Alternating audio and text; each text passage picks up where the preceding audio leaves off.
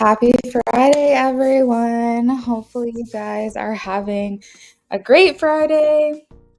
I'm back on like normal people schedules, so Friday means the weekend and the weekend means time off. So super excited for it to be Friday. Usually Friday means I'm in the middle of my week, but now it means Saturday, Sunday off. So I'm like a lot of others and super, super happy it's Friday. Just need some time to myself. I am Gemini stellium. I am always learning. I am always on the go. I'm always doing stuff. And I feel like my mind is so busy that the time off I've set aside dedicated for myself makes it easier for me to just disconnect. And otherwise, I don't do it. And I need that intentional time. So hopefully, you guys are excited as well. Hey Jazz, thank you for the donation. I did get it. I did. And you'll be a pre-order, okay? And everyone else, thank you for liking. Yes, that brings me to my next topic. We are doing a giveaway tonight. It's a 25 like giveaway. So as long as this video hits 25 likes, anybody who's in the chat at the time can enter to win. And we will do a free giveaway reading tonight for one lucky winner. You have to be here to get it. So I would say stick around, or at the least keep checking back in to see where we're at. I like to get the likes up to 25, like just after the free list, if that's even possible. So that way people aren't waiting around to see, are we doing a giveaway? Are we not? So if you guys are in here, if you can take that opportunity to like the live stream if you haven't already. And the faster we can get that number up, the faster we can select a winner and move on with our night. Let's take a look here. IJ, hello. I got your donation. Thank you. Terry, yes, donations are still open. If you want to know my pricing information, you can check the description again. Or if you know what you're getting, then you can just click the link in the pinned comment, which will bring you to my Cash App, Venmo, and PayPal information.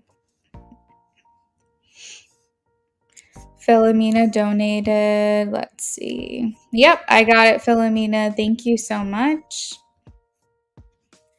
Hey, Jazz. Thank you, beautiful. You were right about the timing of Dom contacting me. She contacted me the next day after your reading. Wow, that's crazy. Thank you for that confirmation. We might, Ari. Let's hope. All right, let's get started on some yes, no's. We have Chibi first. Chibi first.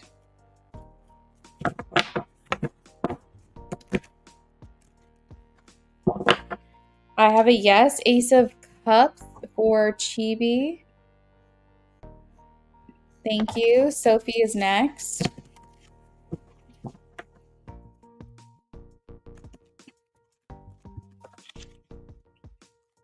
Sophie, yes. Queen of Wands.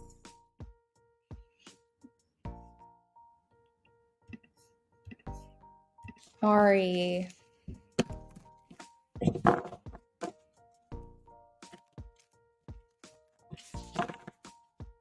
Yes, the World.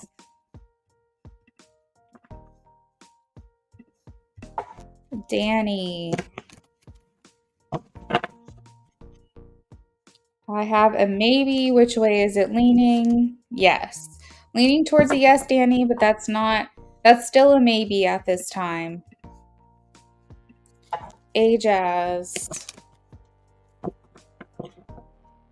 Yes, King of Wands. I will be updating the donation list momentarily. Phoenix.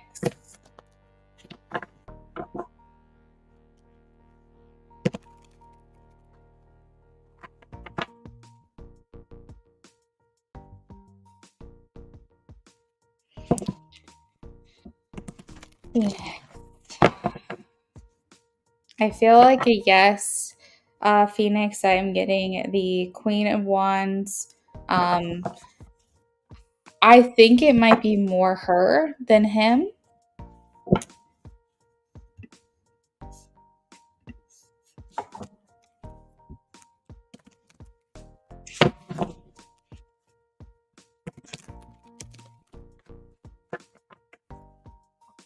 red wine.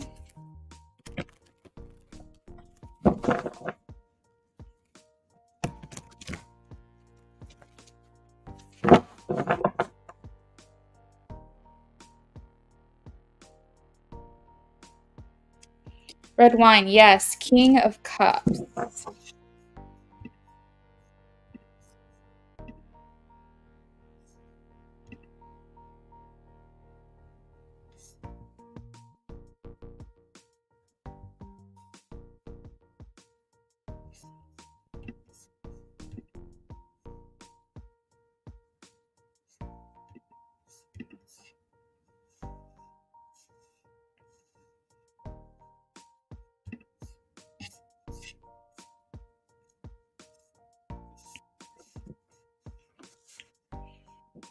Terry sent on Cash App. Terry, I got it. Thank you.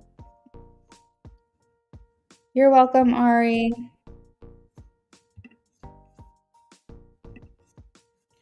Phoenix says she flirts with him. Yeah, that makes sense.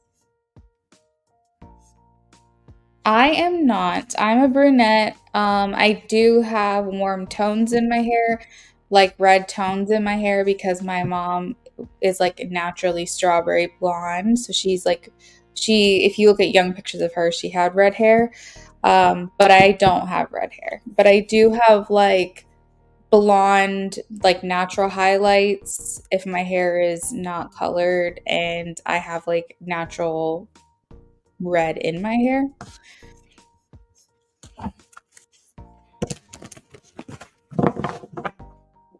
Yeah, so that's actually a drawing of me. So my sister took a picture of me like when my hair was probably colored and created tones off of that picture, is my best guess.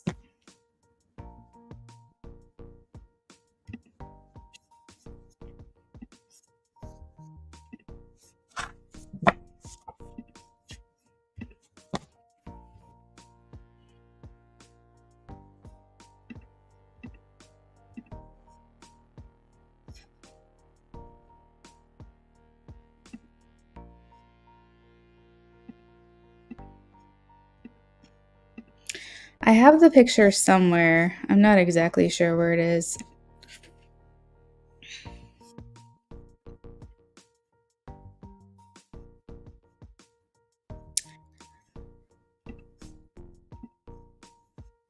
You're welcome, Sophie. Oh, thank you. I'll have to let her know.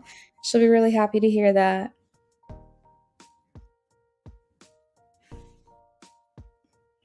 I'm actually going to send her a picture right now and let her know. Galilea, I'm going to be right with you. Give me 1 second.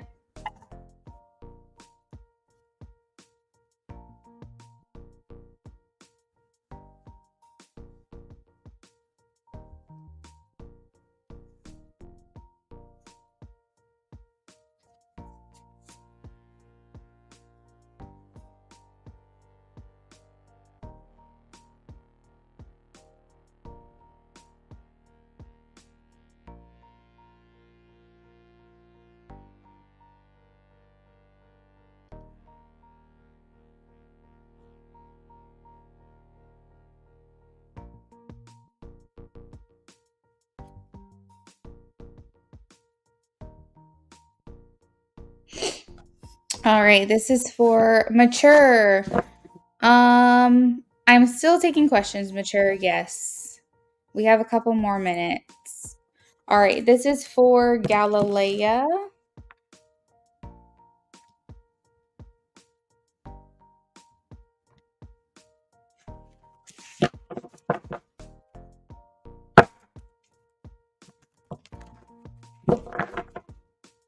I am getting a yes, 9 of Pentacles, Galilea. So 9 of Pentacles, really quickly, in case you don't know, that is in reference to someone being still very much unattached mentally. So I think that they might be involved, but I don't think that anything serious is happening or has happened yet.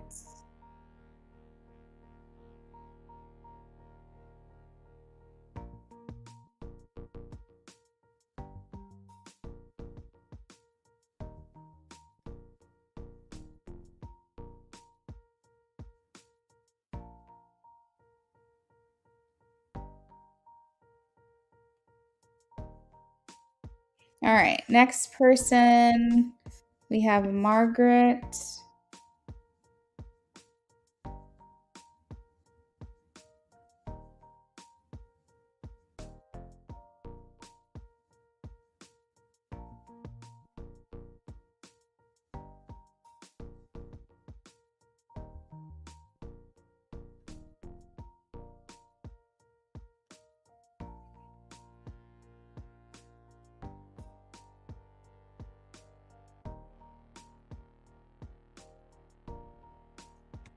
Margaret, let's see.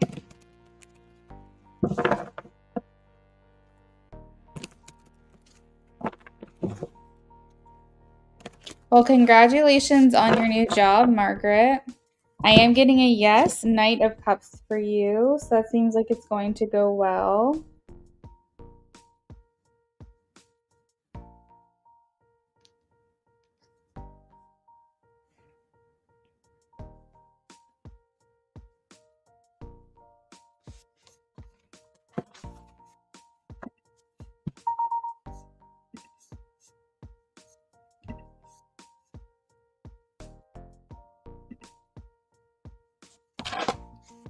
Will you get hired as a substitute teacher? Let's see. Will Water get hired as a substitute teacher? I have a yes, Page of Swords. So Page of Swords is kind of like an entry level. It also talks about like being a student or a young, like a novice almost, or like this is like new. So if this is sounds right, that is being acknowledged here, but this is a yes for me.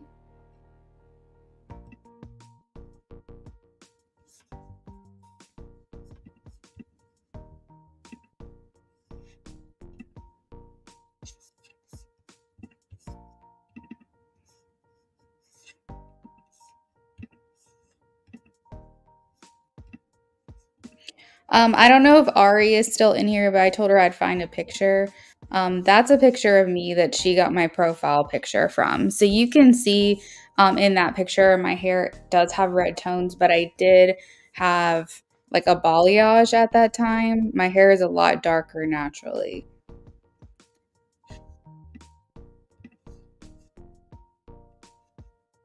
Mature.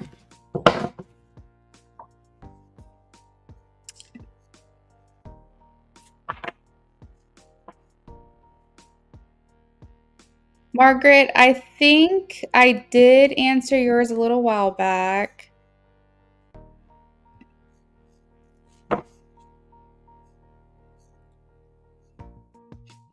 You're welcome, everyone. Thank you, guys. One of the main things that I get compliments on is my hair. I have naturally curly hair, but I know how to style it, and I'm also licensed in cosmetology, so it's like the main thing that people compliment me on, which lately they haven't, but I think it's just because I work inside the home, so I don't really see many people. But thank you guys. I appreciate it. I just wanted to show her like the tone of my hair because she was asking about it. Thank you, Ari. That was a couple years ago, but generally I still look the same. I appreciate that. Thank you guys. All right, is Antonio stressing about the baby? I am getting a yes, mature, but I think Antonio is trying to address this maturely, like because the King of Cups indicates like emotionally mature person. So he's probably trying to rise above his stress and do the right thing, or like approach it in the like a mature way or something along those lines.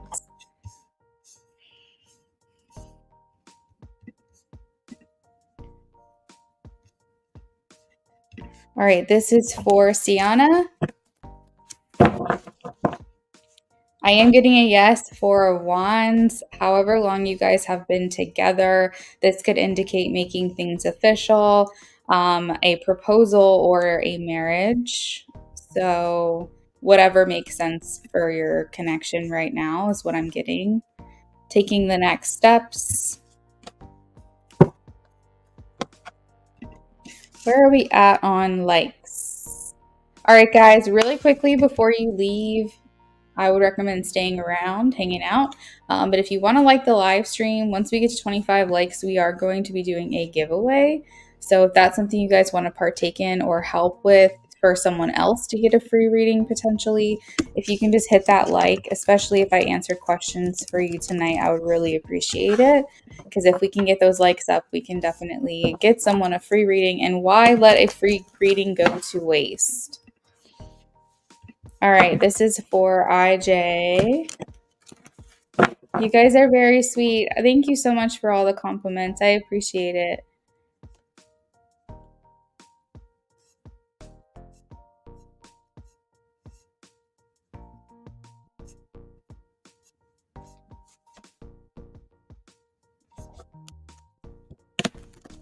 IJ. Ooh, this is a fun question.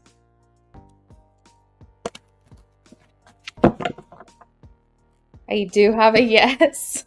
I have a yes. I have 10 of cups. That's a fun question. I like that one a lot. Someone else should take inspiration from that because I like that question.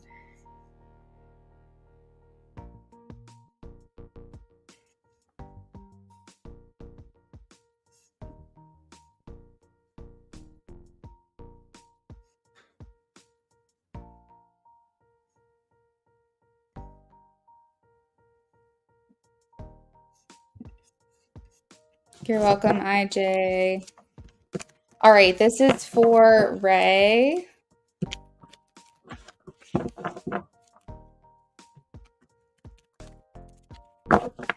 This is for Ray. Jazz, thank you for liking.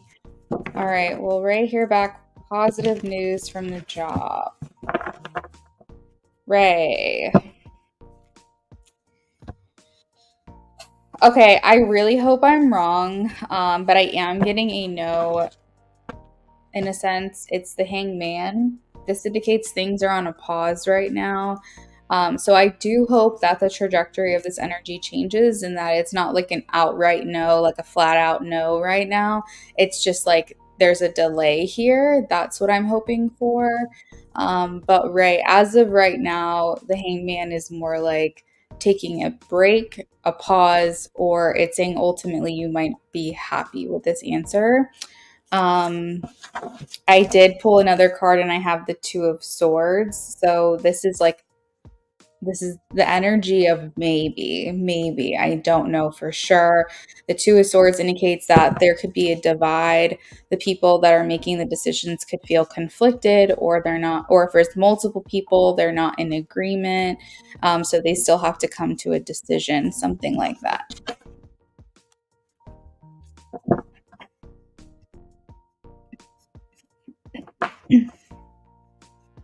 Oh, Nyasia. Hello. Transformation. Hey, friend. Welcome in. We miss you over here, Nyasia. Yeah, everything is going well. Thank you. Terry, I'm going to update the list really quickly right now so everyone can see where they're at. I only have one person on the list right now that is a pre-order, which means they cannot be skipped. And that is Ajaz. So let me update the list really quickly. NS next to their name means they can't be skipped. So we have Ajaz, then IJ, then Philomena.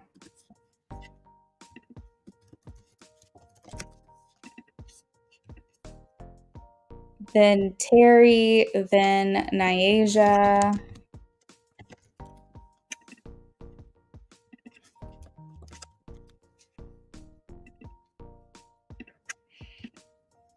And that's my list as of right now.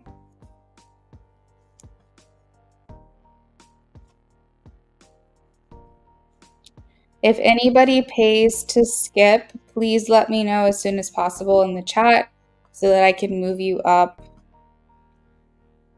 as soon as that happens.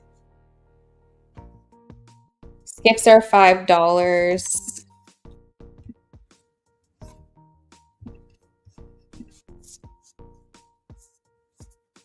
All right, that's the list. Terry, hopefully that answers your question. You're welcome, Ray. Nasia finally found a job that's bearable and full time. Oh my God, that's amazing. I'm so happy to hear that. You need that. Hey, Marta. I'm good, thank you. How are you?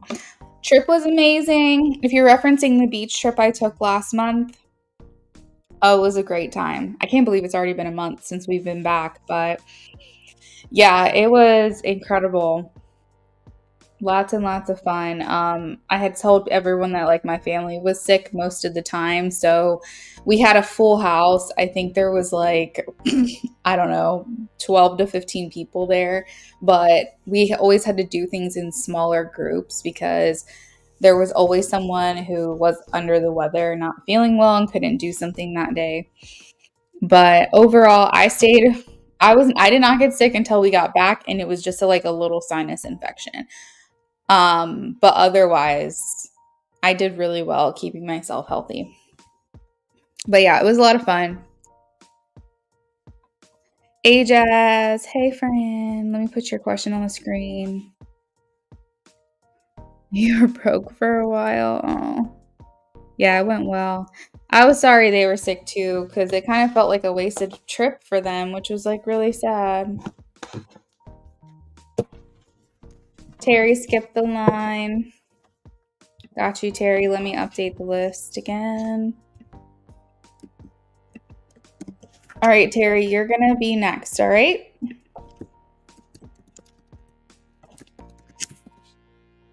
Make sure if you guys can't stick around, you leave your question with me so that way I can at least get your question done.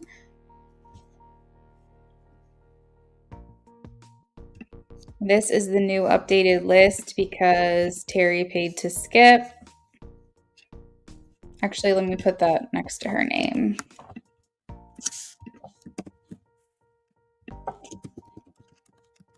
There we go.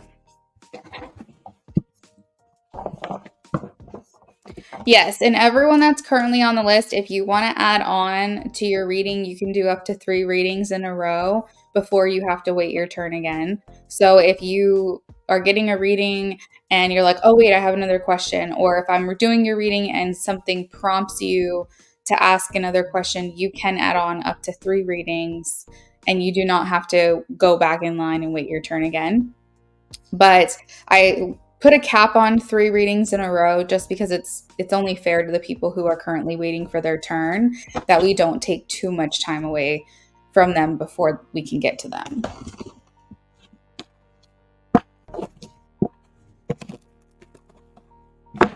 And Ajaz, I have your second question. So we're shuffling for you for the first one. I have your additional question, Ajaz. Thank you. So for everyone on my list right now, I have minis for every single person. Unless you're IJ or Nyasia, then you're a BOGO.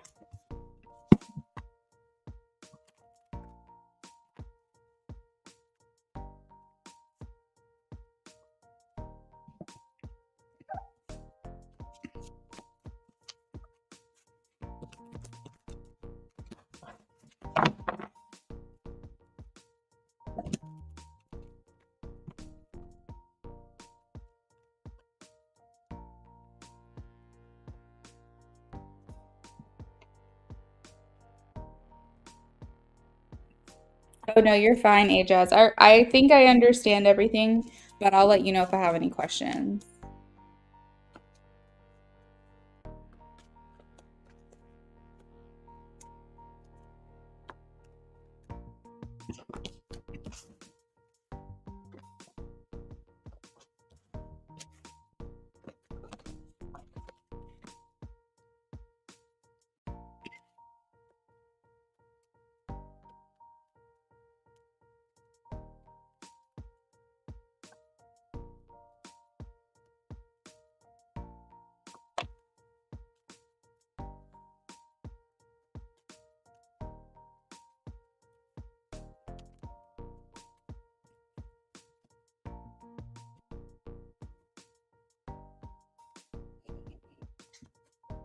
All right, Aja. So what they're telling me is that this is not a bad connection for you.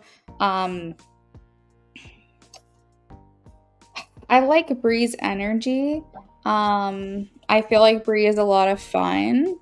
I do wonder where their intentions are just because I see this person having a hard time, like being open, being vulnerable, being very like authentically themselves. I see here in the center of the reading like a nine of pentacles, independent energy. So I don't know like how ready they are if you're looking for a relationship. I do have the three of cups here.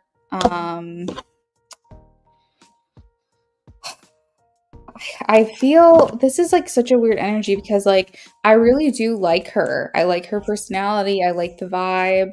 Um, I I just feel like this person's not ready for a relationship, and I feel like this person could have like a runner tendency, you know, like the archetype of a runner, someone who like kind of is like avoidant of like really making true commitment. And I think that's what I'm picking up on.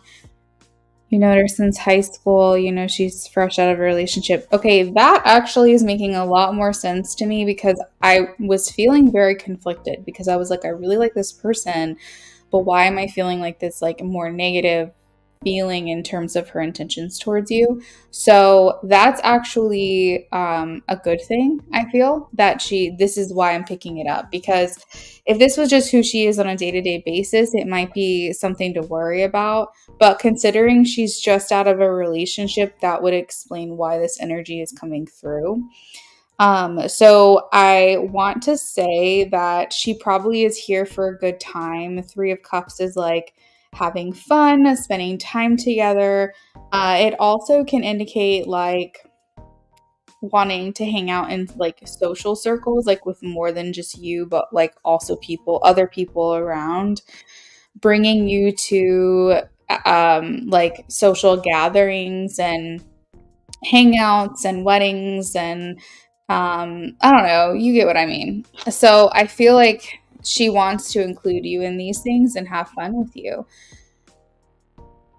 Oh, you were best friends with her niece. Yeah. So, like, that's the thing is that fun is definitely something she's able to do. I have this son here. So, this is indicating someone who really just wants to have a good time. I think, though, to answer your question, I wouldn't say relationship. I would say friendship. I would say fun, hanging out, enjoying time with one another, and maybe like being enlightening to one another, teaching each other things and like sharing hobbies and like your interests and things like that, and bringing in like a new experience to each other's lives. I just think that she's got more work to do in terms of the healing department from this relationship. Awesome. Well, glad to hear it. Do you have any additional questions for me before I move on to your next one?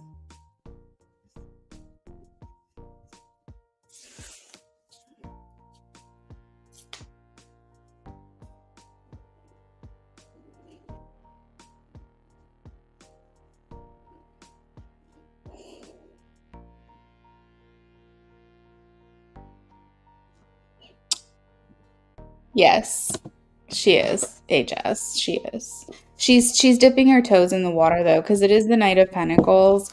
So it's a yes for me, but I don't know if she's like ready to fully jump in, if that makes sense.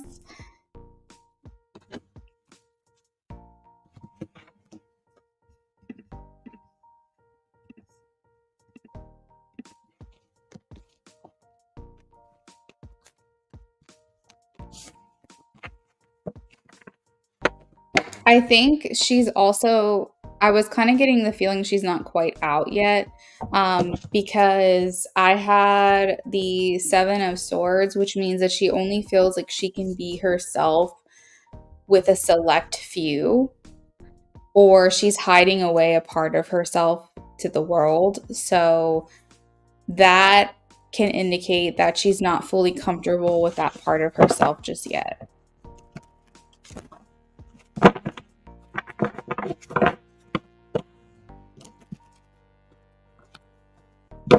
Okay, you exchanged some spicy words. All right, let's see.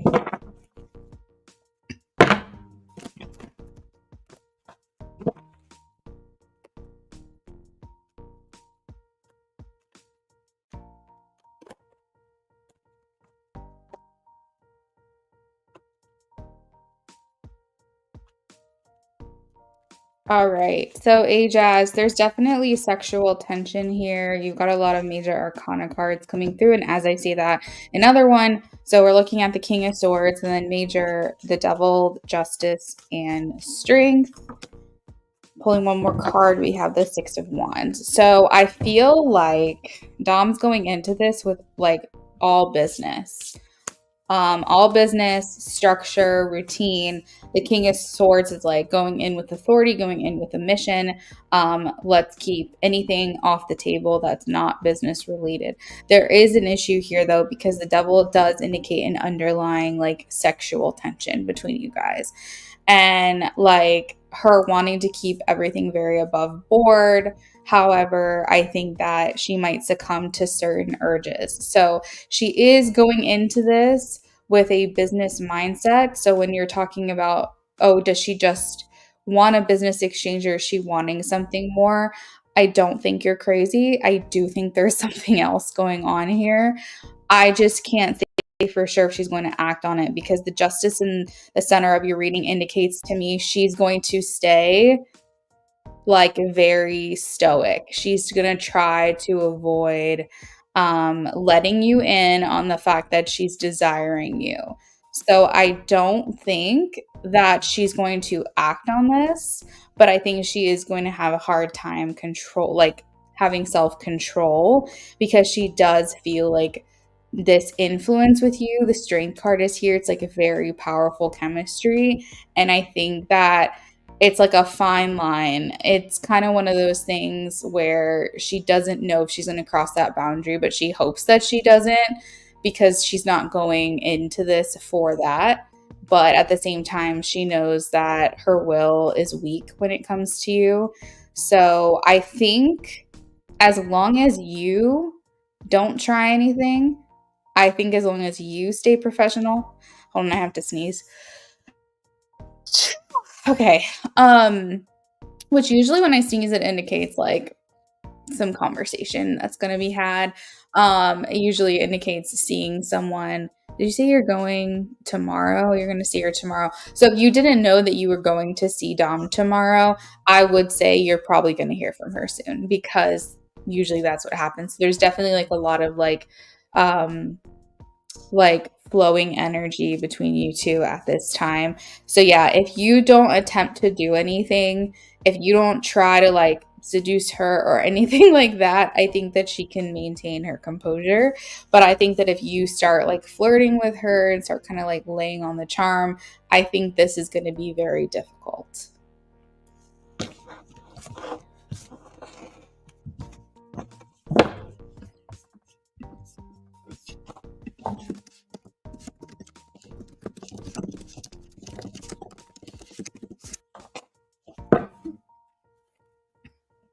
She is sexually upset with you. She's confusing.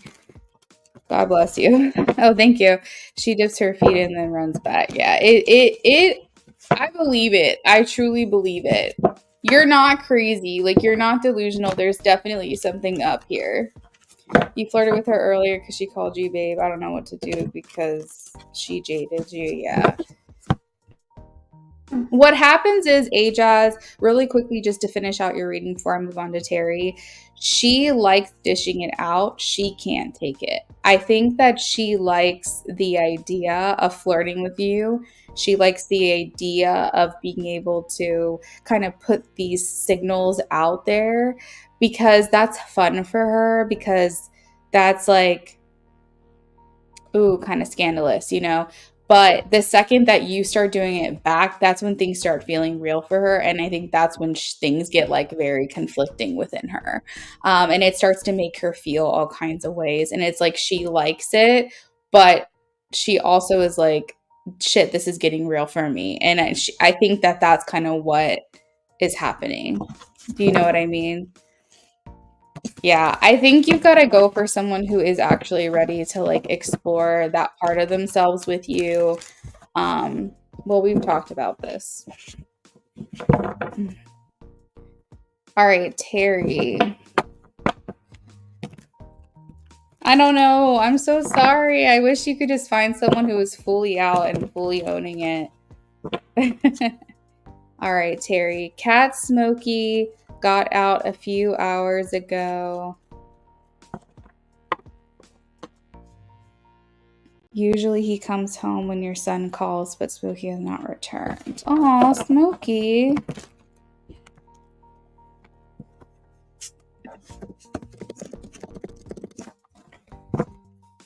All right, do we see Smokey coming home, please?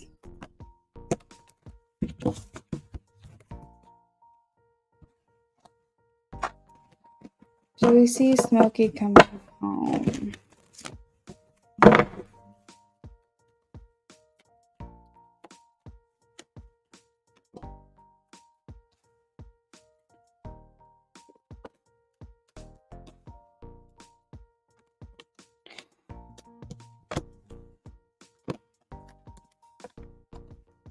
Okay, so yes, Terry, I don't think anything's happened to your kitty. I think your cat is safe. I think that your cat, it might be stuck somewhere. So I don't think this is like the tough part because I don't think that your cat's just gonna come on home on their own. I think someone's gonna find them. Do you live like in a neighborhood where there's like other houses around or anything? Because I have the hanged man, and it kind of indicates that your cat could be like, when I say trapped, I don't mean something bad, but I mean might be in someone's garage or might be like, I don't know. I'm getting like this feeling that they're like in a place that they can't come home, but someone will find them and be like, hey, but it's going to require some work or some effort on your part, Terry. So, like, for instance, in my neighborhood, we have like a neighborhood Facebook group. So, we put like, if we're missing our pet or if we find a pet, we always like post in that neighborhood chat or whatever so that people can be on the lookout. And there's been times actually, which is why I'm mentioning this because Spirit's reminding me of it, is that my sister's cat was in someone's garage at one point. And so they had to let them out. So like that's kind of why I made that reference. But I'm getting like it's going to require like active like questioning on your part. But I do feel like Smokey is okay. Um, I feel like it just might require some work from you to, like, put some feelers out there to see if anybody's seen him. It's like I'm having a hard time seeing that he's going to come home on his own, or it might be a little while before he comes home because the Knight of Pentacles is here, and that indicates, like, slow moving. So it indicates that he's not in a hurry to get back at this time, and the Hangman coming through immediately made me feel like he was stuck somewhere.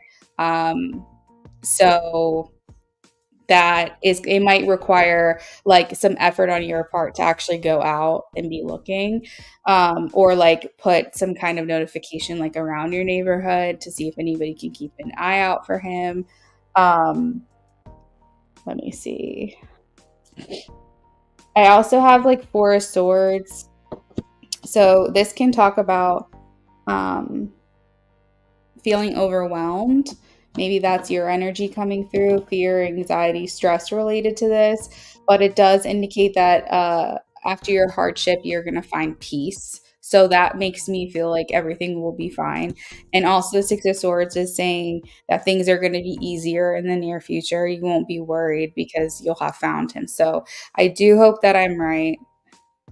Um, you say Funny you say that. My sister thought that he might be in this neighbor's garage.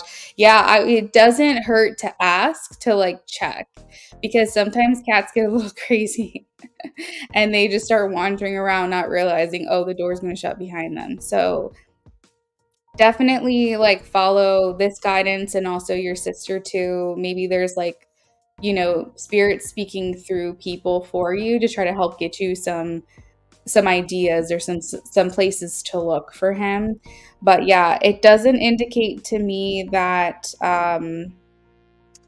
it doesn't indicate. I feel like he just needs to be released wherever he is. Like he's somewhere where I feel like he can't like come home like he normally would want to. Yeah, you're welcome, Terry. Good luck with that. I hope I'm right. I hope that in the next couple of hours or like the next day or so, your kitty's back in your arms.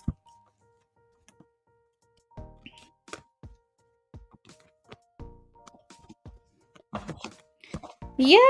We're at 25 likes. That's awesome. All right, guys, let's do a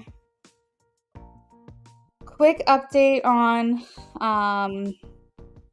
the donation list and then a really quick start the next pick a winner for the giveaway. Thank you for the update, Ray. Yes, I hope let's all like wish Terry good luck on finding her kitty cat. I know that that can be like very stressful. Also, Terry, it might mean too that your cat is feeling stressed because your cat doesn't know like what to do or how to get back. So let's hope that we can find Smokey soon.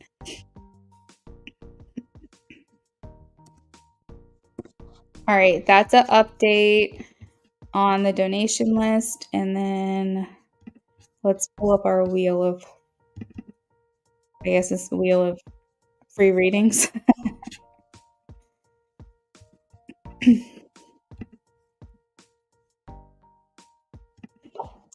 All right.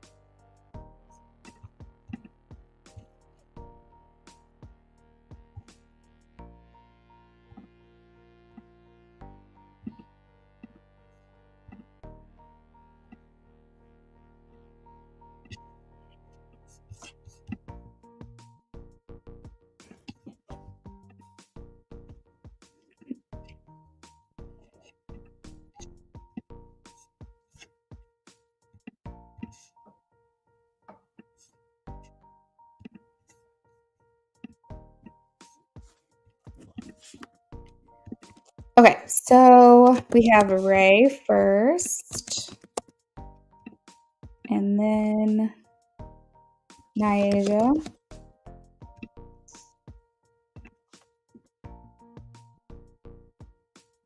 IJ, Ajas.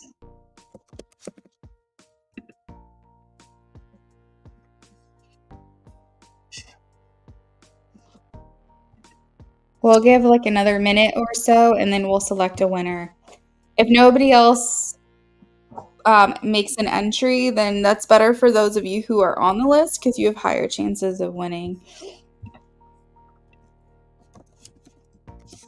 All right, Philomena. I'm going to run to the restroom real quick, and then as soon as I get back, we will select a winner, and we'll close the entry.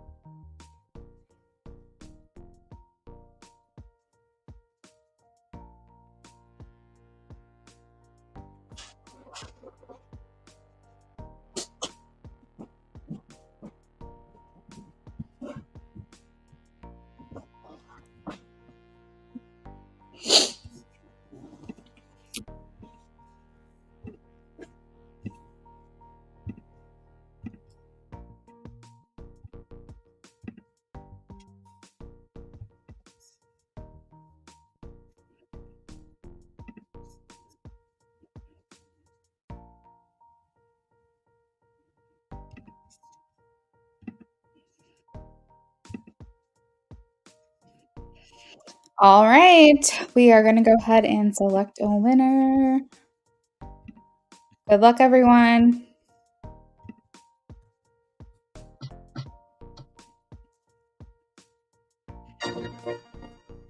Nyasia is the winner. Congratulations. Looks like everyone had 2 entries. Awesome. Look at you are so lucky. Nyasia. All right, girl. We will add to your donation. It's a mini reading, so 1 question, and we'll get to you during your donation. You can either do that one, the winning first, or you can do your BOGO. It's up to you.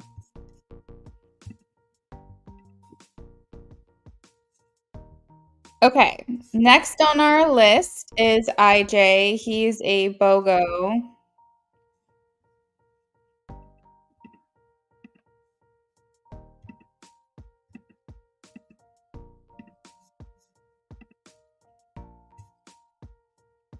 Yay! Thank you guys for being such good sports. Oh my god, Jazz. What did Dom write? Luna spot on. Wow, I'm glad to hear it. I think. Are we glad to hear it? Hopefully we're glad to hear it. All right, IJ, let me shuffle for you now. Don't hey, what are you doing? Aw. Well, there may be something going. 15 text messages. What the heck is going on? I'll have to address those later. All right, let's see.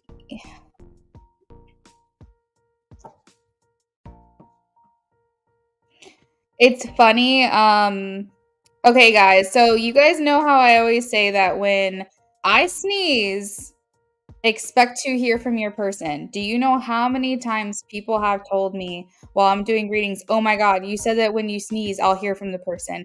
And it's usually in real time. There's been multiple times where it's like, it's been within like the hour or the next couple of minutes. And they come right back in and they're like, you were right. And what's funny is that I didn't even think much of it because Jazz said that she was already seeing Dom tomorrow. So I was like, okay, well, you know, they're already in communication. How many minutes? Just like a few minutes after I sneezed, and then she got a text message. There's something to it, and I can't explain it. But when Luna sneezes, you hear from your person. It's wild. It's like almost guaranteed.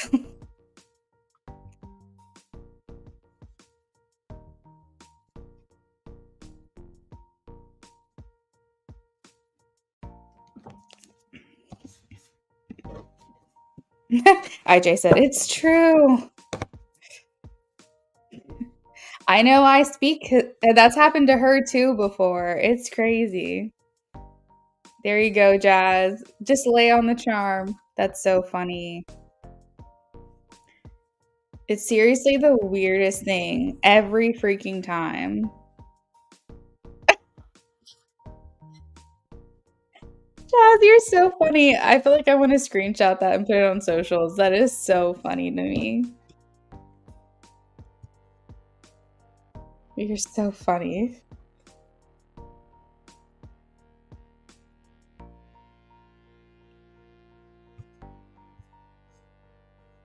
Like, I can't explain it either. I have no idea why it happens. But I started putting 2 and 2 together when I was doing readings, and I was like, wait a second, there's a pattern here. And once I figured out that pattern, then I started telling people.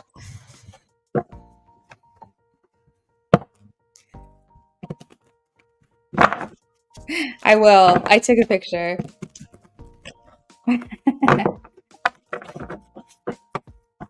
All right, so IJ, on the heels of the question you asked earlier, since you know she watches you, how does she feel about your new haircut? Ooh.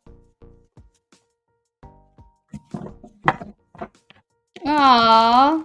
You think so, Jazz? I always feel like people who find me, like, we've got something going on in common, you know?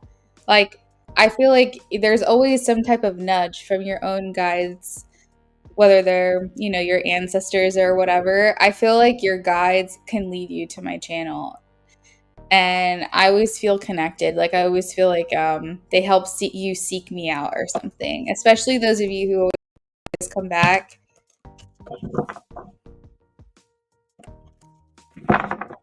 How does she feel about his haircut?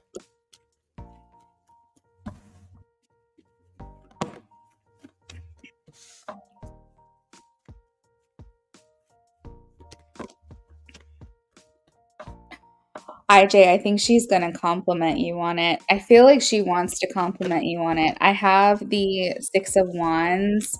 So this is her celebrating you and giving you the proper like compliment, attention, just something to do with the way that you look, the way that the haircut's working for you.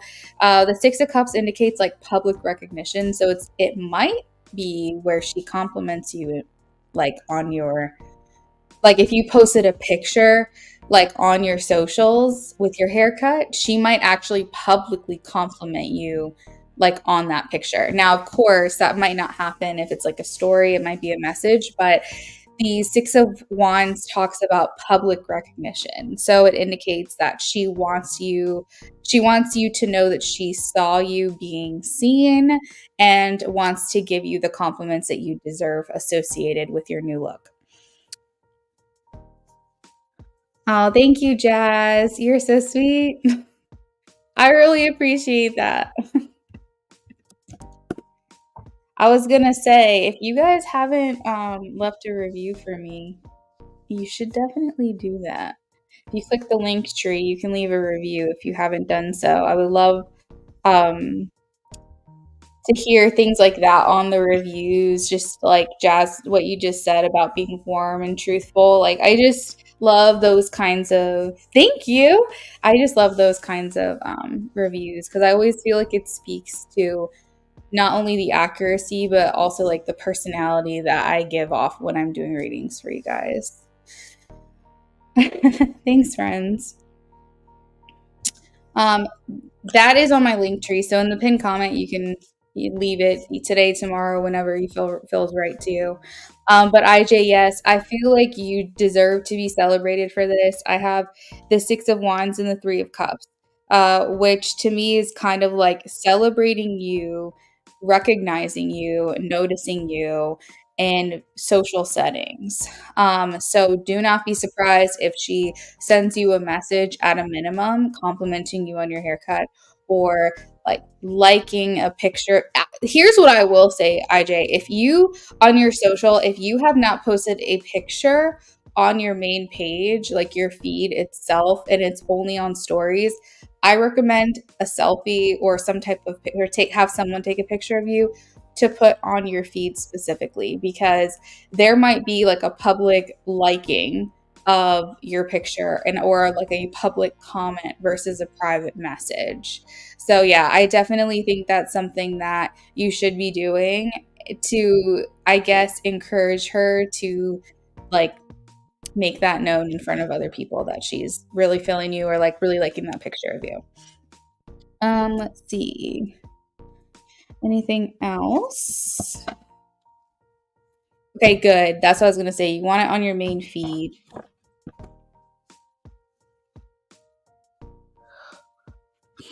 We have the Ace of Cups, so I think this is gonna make her also feel like, oh wow, he's looking good. Like I feel like she's gonna kind of like think something to herself and be like, he's a. I don't know. I just feel like it's like a smile. It's like an internal, maybe kind of like a blushing and a little like you're making her feel things inside. So, I mean, you know, it's hard to like describe what a picture does for someone, but I will say overall, I feel like she's really liking it, especially with the Ace of Cups here. But let me know if you have any follow up to that before we get on to your BOGO.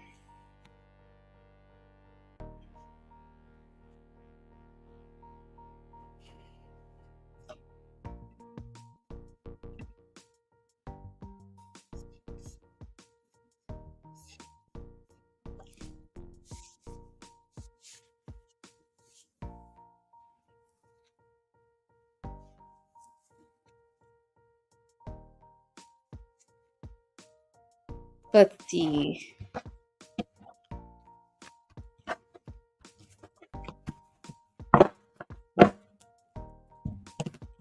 Did she save it?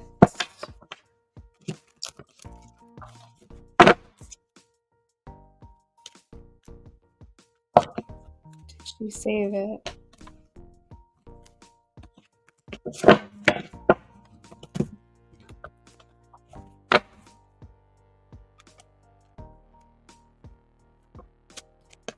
I am getting a yes, and actually, you're gonna be like, "What the heck?" Because it's the Ten of Cups. Which, when you asked earlier the question, "Does she save your pictures?" and I got a yes, it was the Ten of Cups, and now I'm getting it again for this question. So that's kind of crazy. But also, it's like a double confirmation. I am getting a yes for that question. Yeah, no, I'm serious.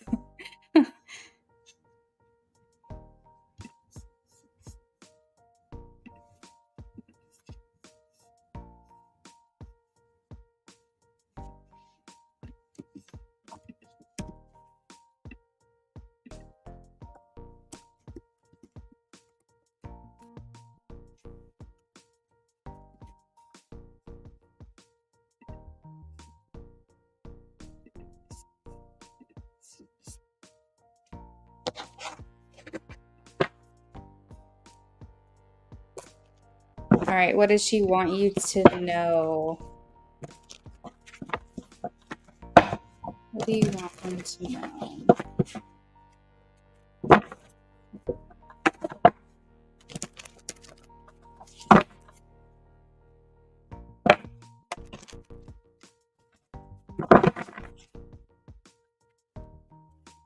Yeah, yeah, yeah. That's exactly it, IJ.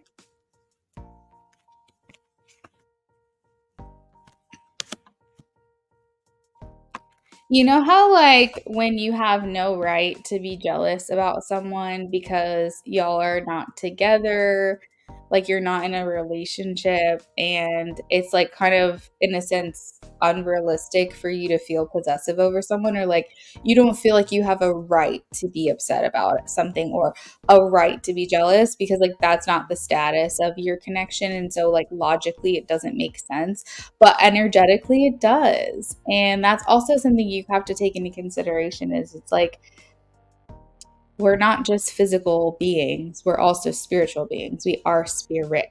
So I think that there's like that blurred lines of confusion where she's like feeling possessive, slightly like you said, slightly jealous, but also is like, what's wrong with me? Like I'm delusional. I'm delusional because no, I'm not with this person, and I don't have a right to feel this way. But yeah, definitely getting that for sure. For sure.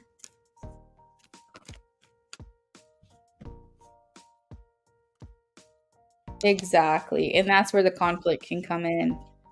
Think honestly that's why people can get delusional because they're reading the energies and not the like actions, and that's like what's really hard to like separate.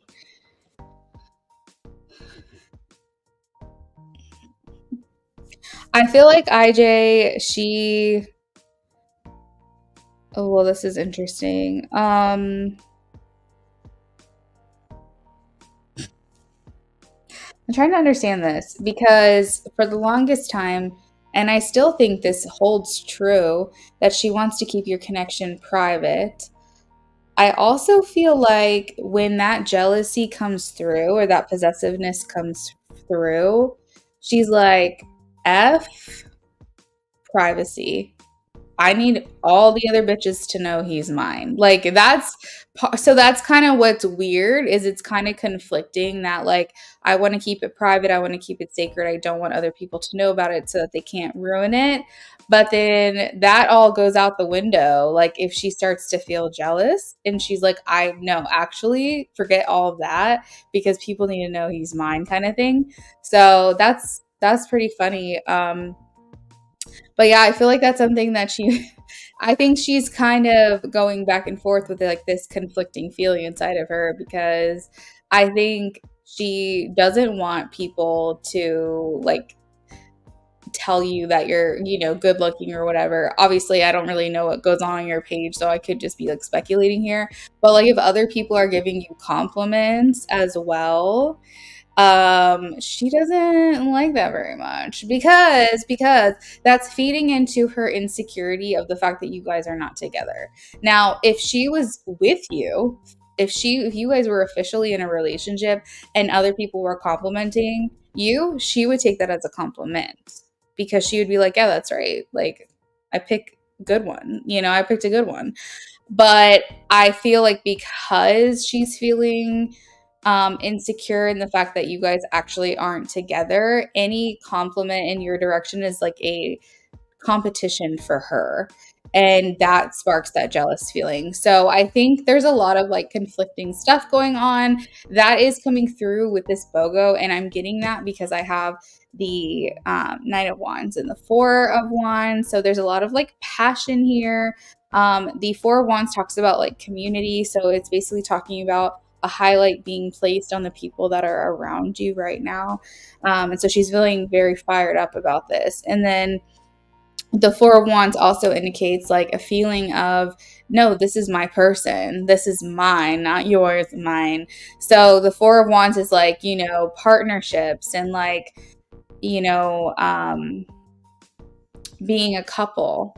And the Four of Wands it can indicate a relationship all the way up through marriage. So she's definitely viewing you as her partner. She doesn't want other people to try to like come in between the two of you.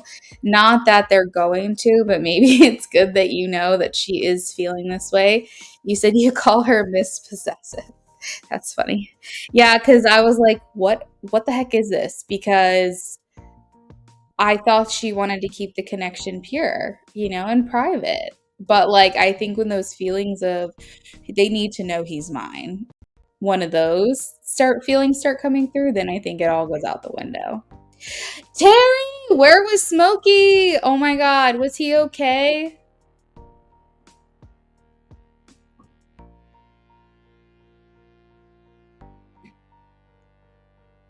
Hopefully he just came home on his own.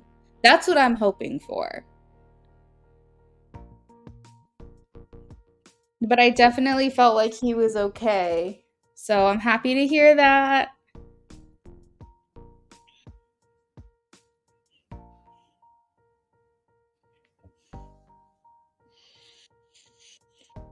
Yeah, so IJ, she has a little bit of that fire within her, that I think it's when I say possessive, I think it's more like protective. I think she's very protective of you.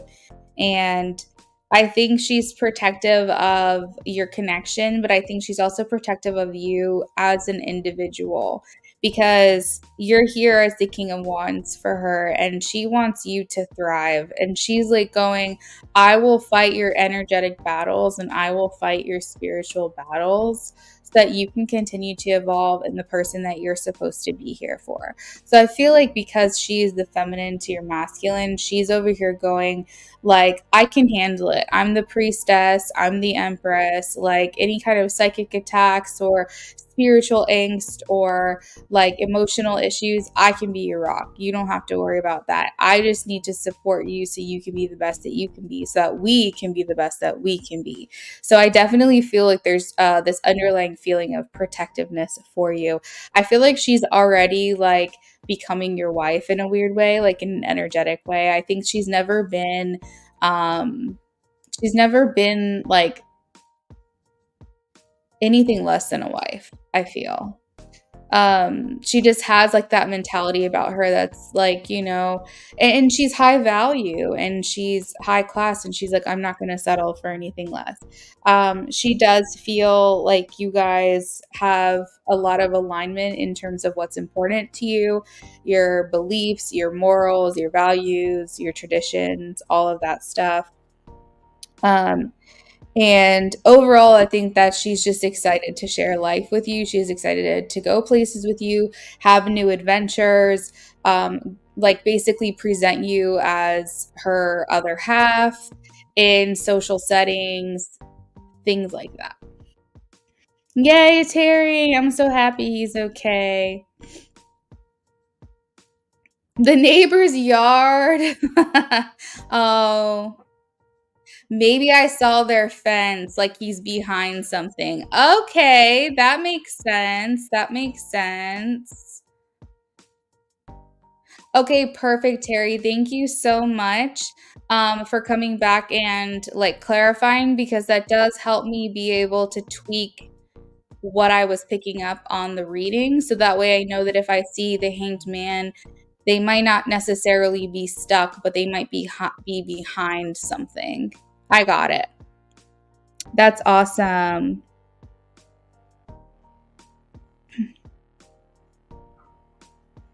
Yeah, that is really close to neighbor's garage. That's so funny.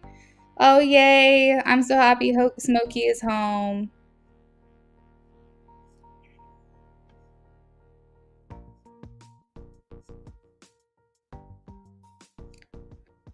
You said I just reread the summary from the first few cards, and it mirrors what you just said. She's very protective over you and doesn't want anything interrupting the connection. She doesn't want to share you at all. She was posting about picking a great man to be a wife today in her story. IJ, see what I'm saying? Right there. That's what she wants. She doesn't want anything less. That's perfect. I love it. For all we know, that was a little message to you. You know what I mean? I feel like she's the kind of person and is like, who's going to step up to the challenge because the bar is high. The bar is very, very high.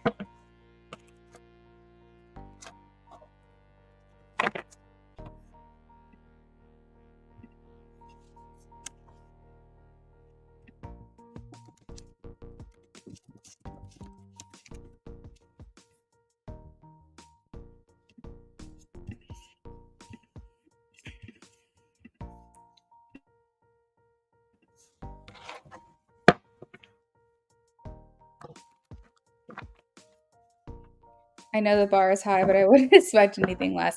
I don't think it's going to be difficult for you at all. I think her bar is high, and that's a challenge for lesser men. But I don't think, I think the type of person that you want to be for her, it's like nothing at all. It's not laughable, but it's kind of like, okay, that's fine. Like, I can handle that. Yeah, send the screenshot. If Philomena is in here, I would love for you to check in with me and drop your question if you can.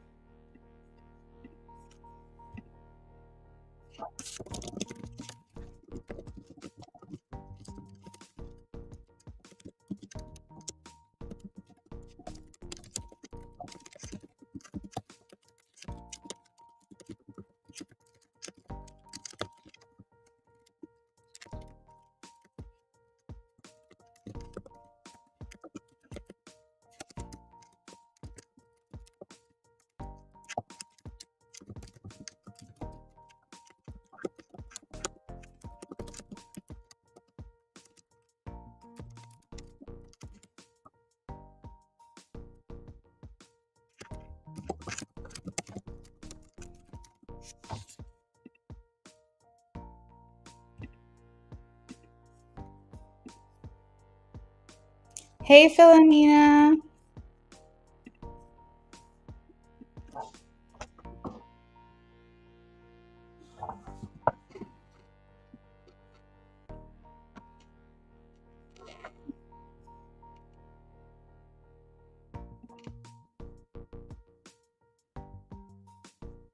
Aw, I can definitely understand that.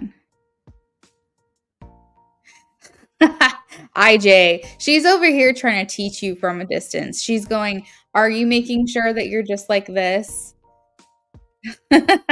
Make sure you're just like this because this is important to me. She's like giving you guidelines from a distance. That's so funny.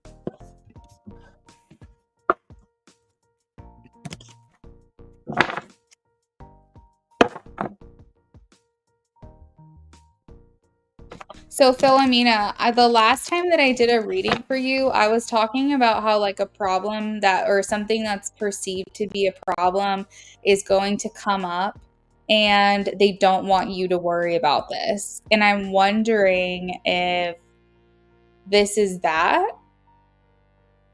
And I don't remember exactly what I had said, but I remember, like, something like that might be a problem or be viewed as a problem or an issue, or like some type of like conflict would be coming up in October. But I remember saying like, but it's not as bad as you think it will be. I'm wondering if that's what this is. IJ, you catch the subtext. Yes, you do. You do.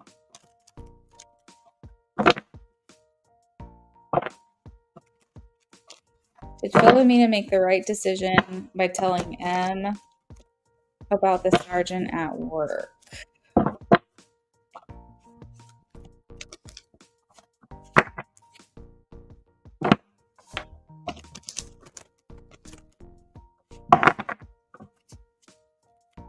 So M is the she that is giving you dirty looks now that you've told her this. Okay. Did she make the right decision by telling M about the sergeant at work? Did Philomena make the right decision? Tell me yes or no.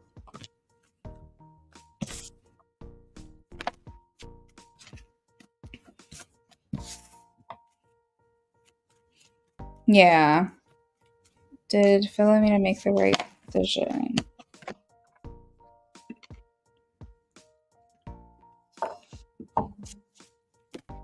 Philomena, I am getting a yes, this was the right decision. I think the problem you're having with M is that she's having a difficult time accepting the truth, might have even been questioning your motives, but ultimately you can walk away knowing with your head held high that you did like the right thing, that you did what you were supposed to do.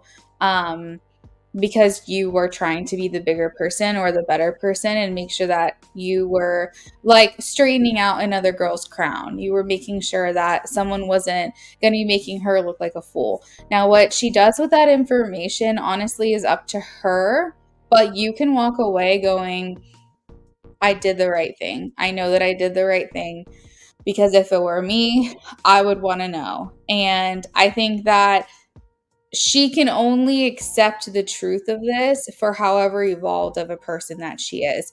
Maybe it will blow over. Maybe she'll let it digest and realize that you really had her best interest at heart. But at the end of the day, regardless of what she does with this information, Spirit is saying you, Philomena, did the right thing. Yes. I have the King of Swords, the Ace of Wands, Two of Cups, Lovers, King of Cups. They are saying with the Eight of Cups and Five of Pentacles that you did what you were supposed to do. Now brush it off and walk away. It does not have to be this reoccurring drama that you like have to put yourself in the middle of. She's upset that everyone is talking about her sleeping with a married man. Are you? Because I mean, here's the thing. There's a lot of drama going on here. I can definitely see that for sure. There's a lot of issues happening between her and the sergeant and whatever. So I feel like she doesn't make the best decisions for herself anyways. And I feel like you have a better understanding because there's an outside perspective that you're able to see, and you can see what's going on when other people aren't around. And you just had like, you did what you felt was best in the moment. And I feel like they want you to walk away with your head held high. You do not need to continue to put yourself in the middle of this drama. You don't have to dwell in this like shit that's going on between them. You gave your like information, and whatever they do with this is up to them now at this point. But you can walk away with your head held high and say, like, I did what I could. At this point, it's not in my hands anymore. I passed it off. So I want you to know from all different angles, you did the right thing. You made the right decision. Doesn't always mean that a person's going to do what's best with that information. They also might blame you because that's happened to me before, Philomena. Like, I have lost a friend over trying to tell them, like, you know what I mean? This person did you dirty. I didn't like that. And because I had the audacity to have an opinion about this man cheating on her and she decided to get back together with him, because I had an opinion on that, because I was protective of my friend and was worried about her, because she made that decision to get back together with that person, he controlled her and he basically said, I don't want you friends with her anymore, even though we had been friends for years. And because of that mistake, because she pushed me out of her life, we are no longer friends. And the crazy part is that she's not even dating that guy anymore. So we lost a friendship because this guy got in the middle of it because he did dirty and didn't want someone who actually knew what was best and right for her in her ear. So he controlled her. So not to say that you and M are friends. I'm not trying to say that, but I am saying that it's going to happen with acquaintances if it happens with friends. It's going to happen with coworkers if it's going to happen with friends. It's going to happen with whoever, whatever this connection is. If they're not able to be like equipped enough to handle this information, they might take it out on you. They might blame you. You might somehow become the target, even though none of this is your fault and you're just trying to do what's right. So, what Spirit is saying is you did what you did, you tried to help her, and now it's not in your hands anymore. You can walk away with your head held high that you did what you thought was best. And I don't want you stressing about this.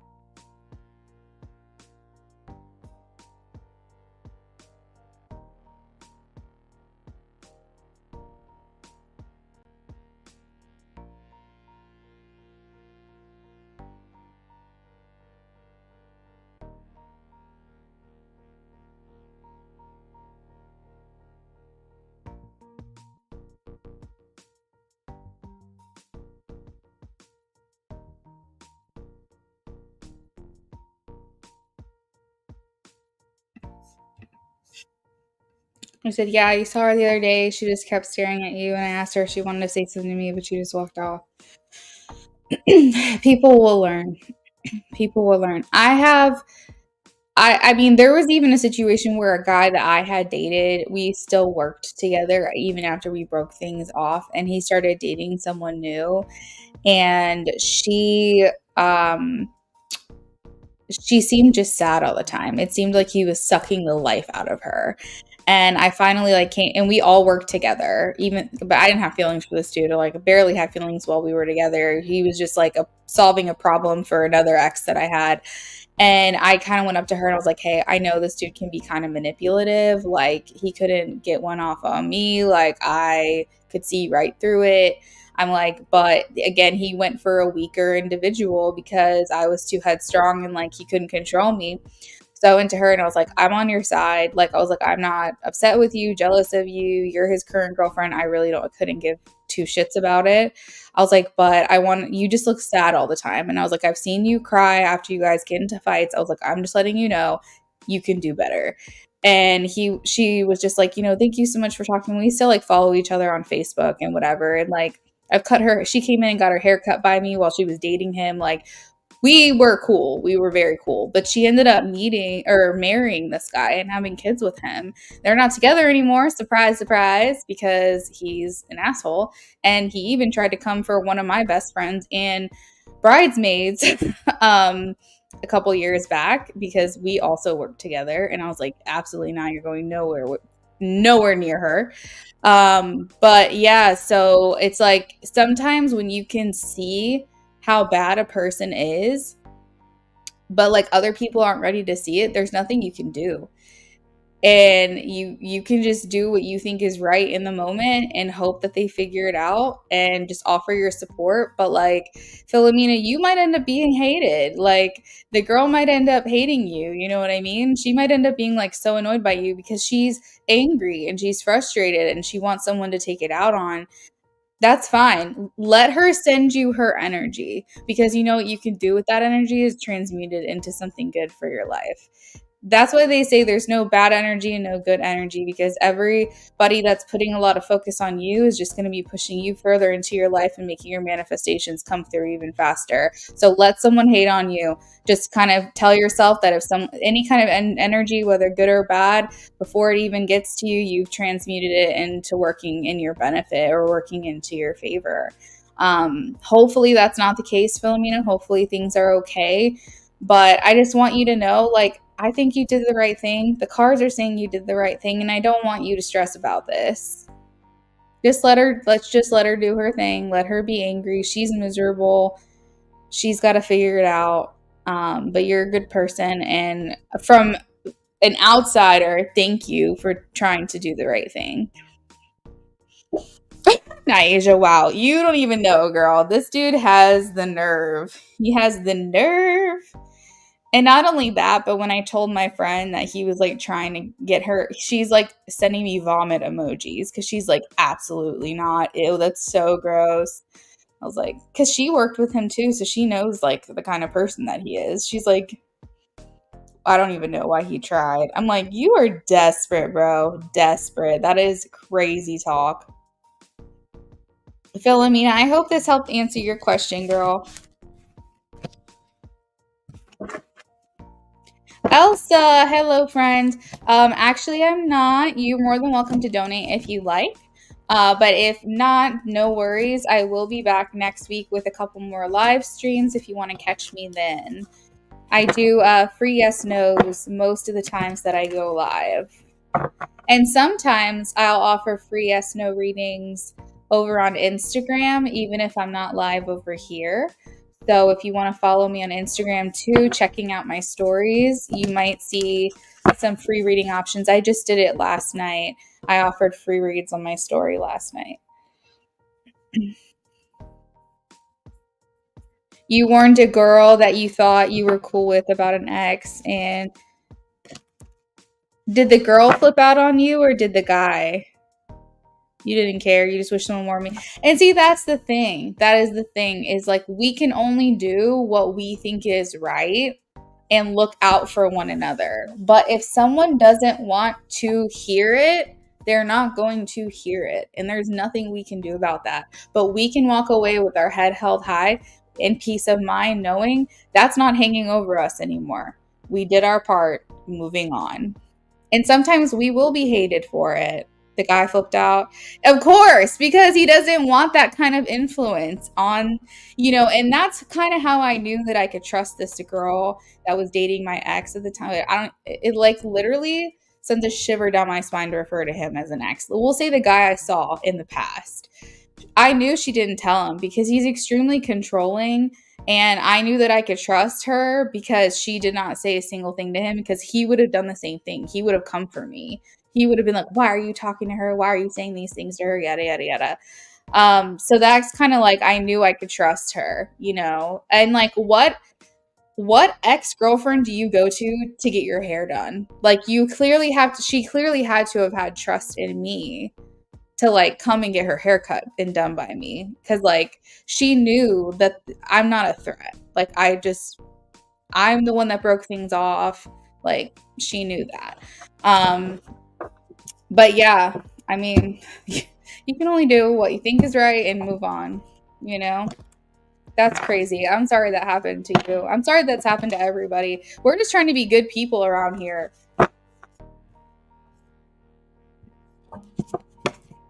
All right, so this is your mini reading that you won first. Will you elevate your loved ones financially? Oh, Nyasia, that's such a beautiful question. Will Nyasia elevate her loved ones financially?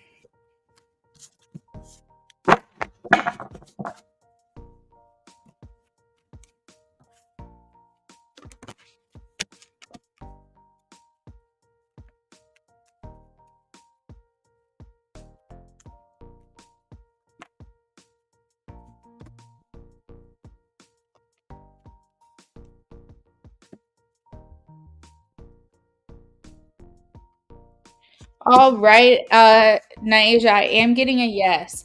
The first person that you help, you will be retiring them, is one of the things that I'm getting. I think this is husband, partner, something along those lines. So I think this is your spouse. You're freeing up your spouse to be able to retire at all or retire early, something along those lines. That's the first person that you help. Let's see. Who does she help after? You are setting up, Nyasia, do you have kids? Because I feel like you want to be setting up your children. I have some pages here. So nieces, nephews, young cousins, children. I'm getting, you want to look out for them next on your list. Let's see. Who does she help? Anyone else? Who does she help? All right, then we're moving on to peers. So basically people that are around your age. We have, oh, younger brothers. There you go. Okay, that makes sense. Because I was like, it's younger people to you. Because I had the Knight of Cups, and then I had, what was it? The King of Wands as well. So masculine energies. Then I have your peers. Mom, yes, mom is here. Queen of Cups. Mom is here. And then you move on to helping those around you. So people that are your age. So this could be like peers. This could be friends. Maybe you're wanting to bless their life a little bit. But it starts with husband. We have King of Pentacles specifically. You will be retiring this person. And then, sorry, yes, mom is next. I forgot the order. Mom is next, Queen of Cups. And then I have the younger ones. And then after the younger ones, I have peers. I have you helping up to 7 people. 1, 2, 3, 4, 5, 6, 7. Yeah, I have 7 people here. I'm so sorry I missed your mom. She was right in front of my face. The Queen of Cups, the mother.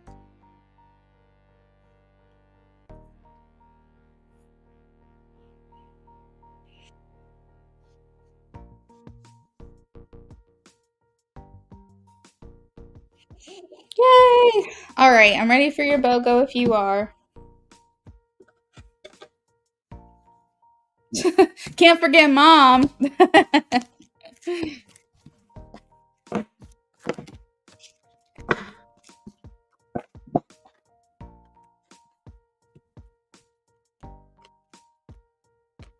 How much younger are your brothers?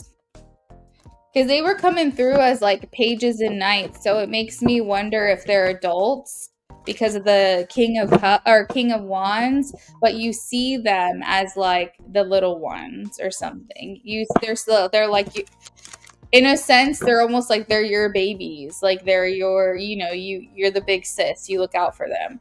But the King of Wands presented does make me feel like they're adults at this point. If I'm wrong, correct me. But the page and knight idea just kind of, are they close in age, the two of them?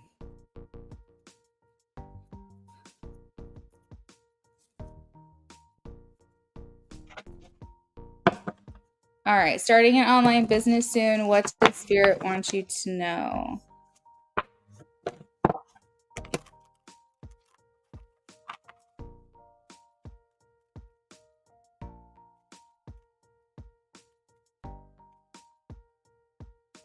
Okay, you said your age differences are wild. 8 years older than one, 17 years older than the baby, 24 and 15.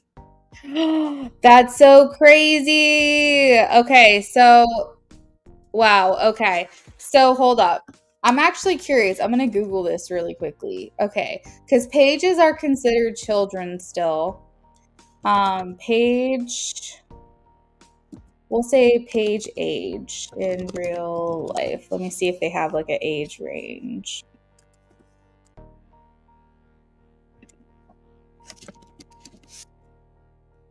So pages are often teenagers aged 12 to 17 in tarot. And then the other one was a knight. Tarot knight is between the ages of 18 and 30. That is wild. That is wild.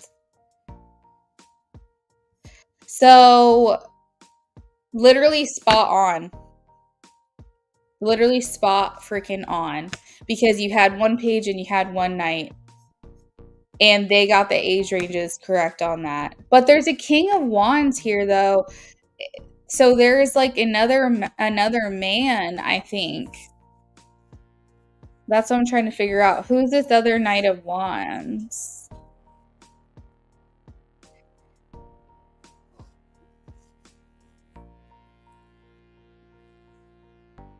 Your uncle passed in 2019, has a young son. You'll be setting aside money for him too. Oh, maybe he's the Knight of Wands. Maybe he's the Knight of Wands. I don't know. Okay, he's about 11. But in reference to the cards, I'm wondering if your uncle is the King of Wands and you're looking out for his lineage. Do you know what I mean?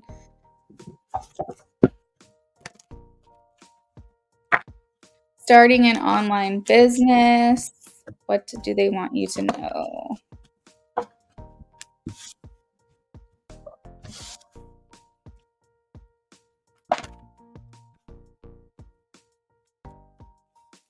Naisha, have you ever thought about doing a spiritual business or something like on the holistic side of things? Like, it could be health, it could be mental health, but I'm kind of getting, definitely make sure he's straight. Oh, I love that.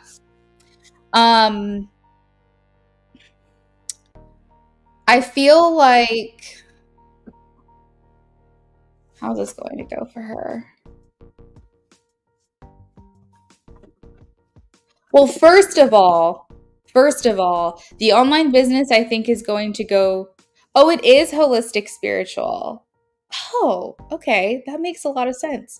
Because I have the Four of Swords and the Three of Swords. So, like, the reason I brought up mental health was because there could be some like strain or over burdened or overwhelmed kind of energy with this business or alongside of this business. That might be the people that you're helping potentially. I'm not quite sure. But it indicates like the healing, the need to heal the heart or the emotions or the spirit or the well-being of these clients. I also have in the center of the reading the Ace of Cups and the Nine of Pentacles. So I feel like this is a very personal business endeavor. This is something that means something to you. That's very important to your heart. I also feel like this is going to create some independence for yourself, some independent wealth that you might be needing. Prepare to work very, very hard, Naisha, but you are going to have like a great foundation. And they are saying that this is in the end going to be something that you're very proud of. I do have the Wheel of Fortune here. So I feel like this is also having to do with like life purpose or karma that you are restoring or you are balancing. So whenever I see the Wheel of Fortune, it reminds me a lot of the time of like North Node. It reminds me of you working towards your true north or your true purpose, calling, etc. But I feel like there's a lot of, yeah, this is crazy because the High Priestess and the Star, like Naisha, if you know anything about tarot, like the meanings, or if you want to Google it, Google High Priestess and Tarot, because you're going to be like, wow, this might be spot on, because the High Priestess is all about the inner knowing, the self-trust, emotional stability. Um, it can talk about spirit or spiritual things and themes. And then, and discovering your truth. And the star talks about spirituality, but it talks about providing hope to people, inspiration, renewal, healing, positivity, promise, potential, so on and so forth. So, like, these two cards might actually be really important to this business. But overall, I feel like this is something that Spirit wants you to know is it's going to be hard work, but at the end, you are going to be very proud of it. Yeah, look up High Priestess and then look up the star in tarot. So I feel like, of course, with anything, there are things that are yet to be revealed to you. Um, the moon here indicates some things that you're not going to know about that I guess they don't want to share yet, but maybe it's just like going to be too good for, they want you to find out in real time. I did ask for a clarifying card and I have the King of Cups. So I feel like you could potentially have someone who wants to come in and help assist, maybe be not necessarily a partner in business, but a right-hand man of support for you. Or maybe you're bringing your partner into this business at some point to help kind of get things going. I'm not quite sure, but you've got a masculine energy here in this reading that wants to be your support, that wants to help you. This could be a friend or this could be a romantic partner. I'm not sure. But they want to come in and be like a support for you. What do you need help with? Be of service. And they really want oh my God. And I have the Nine of Cups here at the end of the reading. And this literally talks about fulfillment. This talks about something that brings a lot of meaning to you, but also it means your wish is coming true with this endeavor. So this is really, really positive. Yeah, I like this a lot. Yeah, look into the star. Your husband's going to help you, okay? He's coming through maybe like the King of Cups. He's saying, what do you need? What do you need help with? How can I support you? How can I be of service?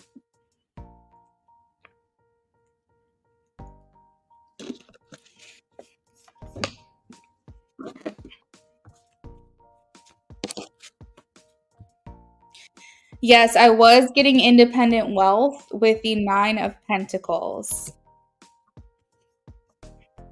He's your Virgo. Oh my goodness. He'll keep you organized, that's for sure.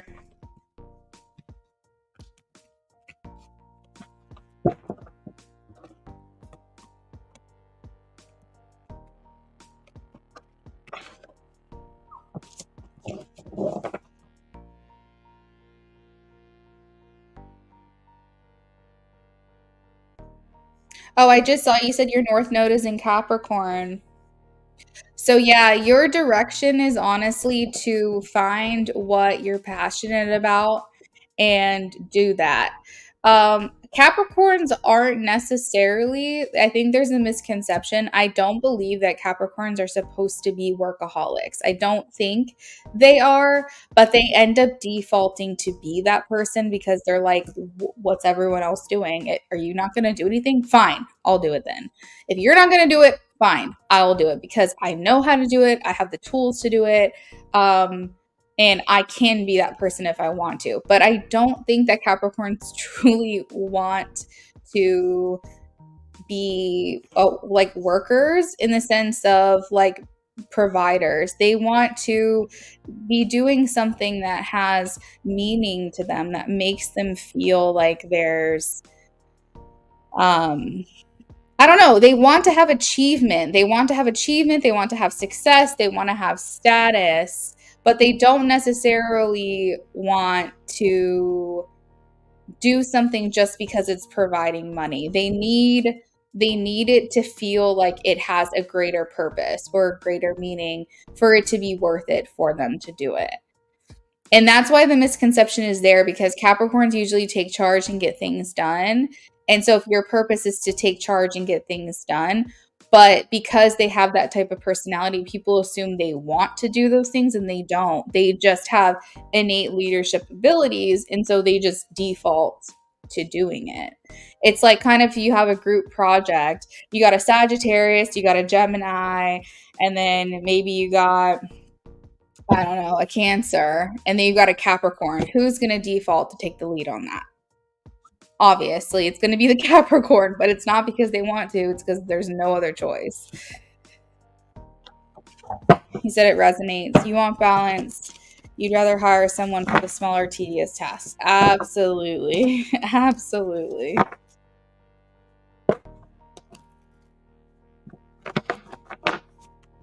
Definitely hire. And don't forget, Naisha, either, that you can get some interns up in there, because sometimes interns just want to beef up their resume to basically have a referral and say, I'll work for free. I'll work a couple hours a week as long as you're okay with me putting this experience on my resume and being a referral for me. So do not overlook interns either, because they won't be there forever, but it will be some help that's not going to be an added expense for you.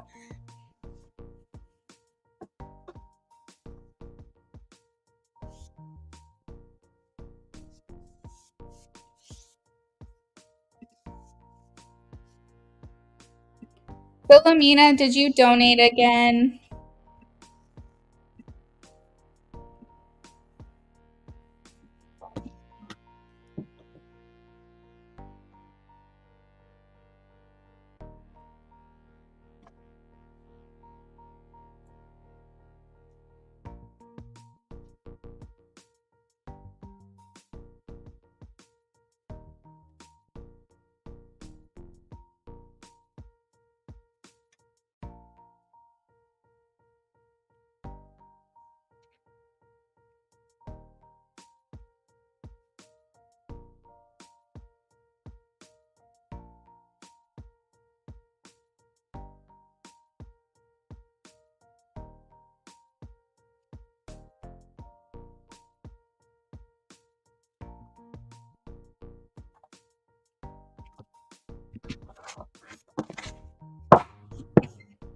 You're actually probably going to hire your mom. She's a busybody, likes to be needed, but on her terms.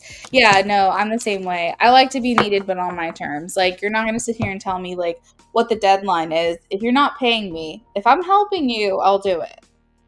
I tell people that the next job that I get, if it's ever for another company, which I don't think it ever will be, but if it ever is, I want to be the personality hire, because that's usually who I am, is the personality hire.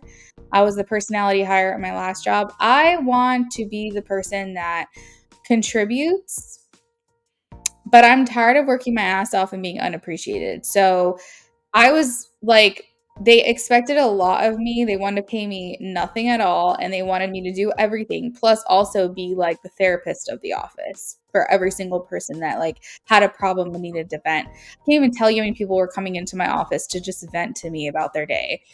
So I think I want to keep that aspect of my job and not actually do anything and get paid for it. That's my desire. But yeah, no, I'm pretty sure spiritual work is it for me. I think I finally found what I needed to be doing all along.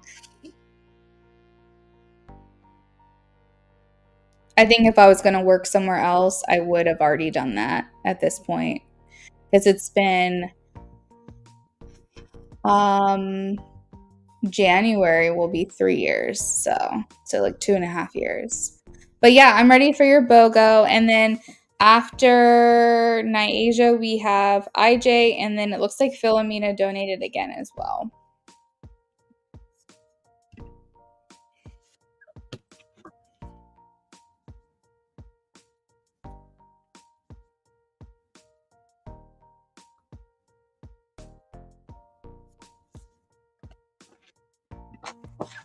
They don't like the other girl who does the same thing, so they thought that they can shift duties onto you. Yeah.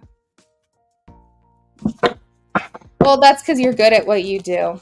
Isn't that what they say? Be careful what you're good at, because you'll be doing it for the rest of your life. People are going to want to like delegate things to people who are good at it, and also who like handle everything and take everything on the nose. Is that the expression? So I feel like if you're good at it and you don't give much resistance, then I think it makes sense that they're going to default to making you be the one to do it. Oh, it's taking on the chin. There we go. Taking something on the chin. But I don't think that was the expression I was trying to say.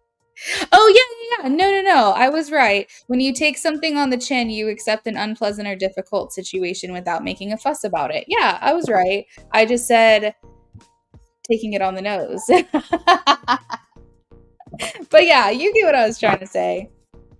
You aren't allowing yourself to be taken advantage of. She isn't really liked. They just don't give her much to do. That's BS. 100%.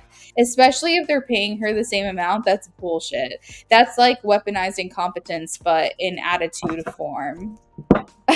Personality weaponized incompetence or something. All right. So happy birthday, Naisha. What does Spirit want you to know?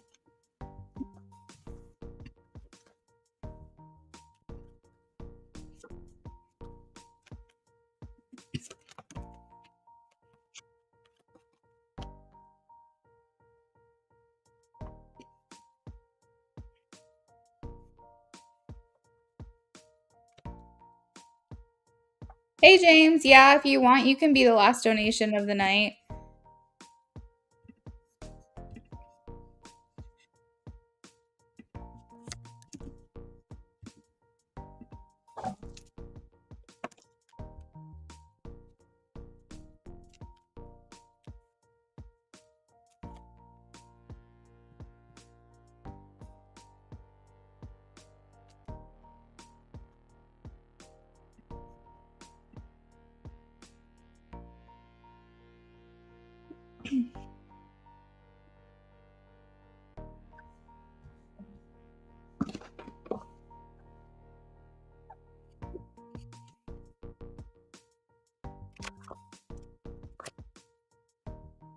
Naisha, how are you doing in the friendship department?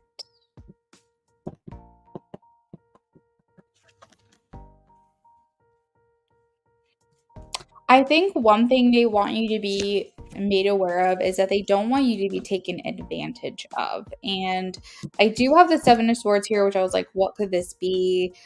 Because sometimes it can talk about like someone who's really doesn't have your back, but is like to your face, making you think that they are. Okay, could be like just people, like it could be coworkers or something like that. Probably your job. Yeah, that's what I was thinking. Non-existent, your friends are far away. Okay, that's how I feel. My best friend's like an hour away from me, and then that's about it. That's all I got for friends. I mean, I've got like other people that are like acquaintances. I wouldn't call them my friends. But yeah, so I think that it's just something to kind of keep your feelers out for. Are people who kind of are nice to your face, kind of act like they're your friend, kind of, but you kind of get this feeling where you're like, I don't know if I can really trust them. Because that's what's coming through. So this can be anybody. This could be like coworkers. This could be superiors to you, and I know that you really like your job, so I don't want to like stress you out too much about that, but it is coming through in the reading. So maybe it's just something that you want to keep in mind, keep in your back pocket. I'm not trying to like manifest this into your life. Yours is in Georgia. That feels so far away. I don't actually know where you're at right now, but that's far away from where I am. They want you to know that they're very proud of you for how hard you're working.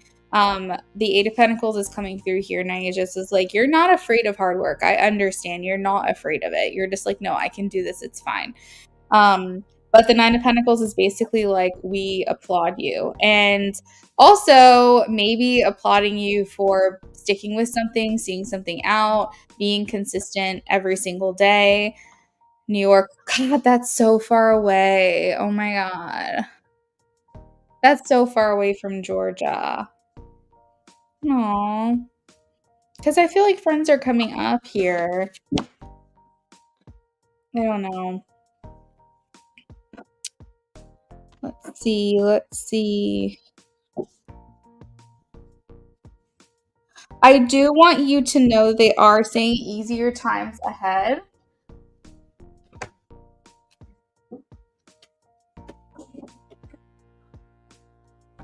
I love when I get the Eight of Pentacles, Eight of Wands in your readings, because it always says to me that you've got clear energy. You've got clear energy to do, whatever you set your mind to. And coming off the back of that last question, it really indicates to me that you don't really have to be worried about any kind of blocks. I'm not exactly sure, when you're starting that, but I want you to know they're saying things are supposed to get easier.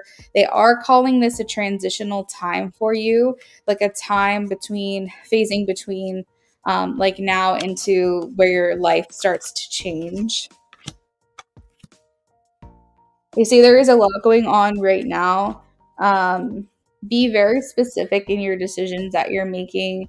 Try not to be wishy-washy or going back and forth. Once you've decided something, know that that is the right thing to do. Try not to second guess or question yourself, because you do have a lot going on. They want to make sure that you're not you're making the most efficient use of your time. You're just being very clear, very direct with what it is that you want to be doing. I think that they want you to also, I know this is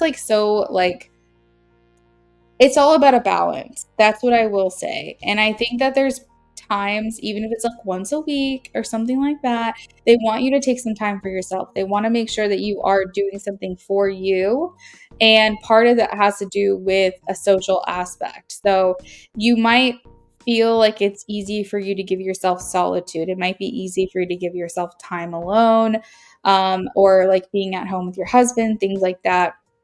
And I feel like they're like, no, but she needs to make like active choices, maybe once a week is too much, but at least like once a month to start, where she's able to be more social and have a more playful approach. They just don't want you to be sucked into the work all the time. Even while you're starting to launch this business, they still want you to be taking like little moments here and there where you're making sure that you're putting that energy back onto yourself. You said no later than January. Awesome. All right, let's see. This is a time for great excitement for you. Let's see, what else? They're saying that the seeds are well planted, okay? It will take some time to start seeing things coming along for you, but they said that everything is in the right place. You've started to put the seeds in the right place. So all is well there. I think you just have to obviously keep moving forward, but knowing that you don't have to keep going back. I feel like that's a repeated message, but it's kind of like bringing me back to that message where I had said, try to be very clear and direct with your decisions. Try not to be wishy-washy. Like, nobody wants to plant seeds in their garden and they go, oh no, did I plant those in the wrong place? Let me dig them up real quick, and then your seeds are never going to grow if you keep digging them up and replanting them. You have to be content and confident that you did the right thing, and you just let that cylinder start going on its own. Definitely need to become more social. Let's see. It's saying unnecessary worry. So just try not to worry about those things. If you find yourself or catching yourself second guessing yourself or going back to a decision that you made and trying to revise it or revamp it, don't. You did your best. Let it breathe. Let it grow. Let it do its thing. Sometimes we do this with like stocks, or we do this with like investment. Where we get scared. But like the whole thing about investment is letting something sit for a long time and not touching it. And that's where the biggest payoff is going to be. So consider these things investments. Consider them once you made a decision, leave it there. Do not pick it back up. Let it sit. You said that indecisiveness is all over these cards. Oh my god, that's so funny. Let's see. And I think that basically why you're getting this message is because you are so thoughtful, you're so intentional, you're so methodical. You think everything through. Because you're a Libra, you think from every single side and every single direction. Nobody is going to make a better decision than you. So still don't second guess yourself, okay?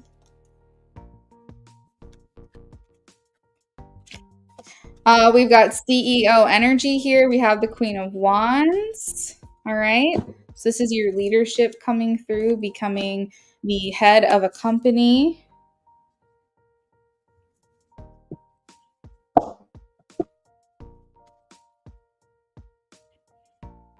Leadership. We also have the Emperor. So you've got masculine and feminine CEO energy here. This could be you with your partnership with your husband, or it could just be you finding a balance within your masculine and feminine, your ambition, your creativity, and saying, I'm going to dominate this. I'm going to do a good job. But that's what I've got, girl. Let me know if you have any questions here.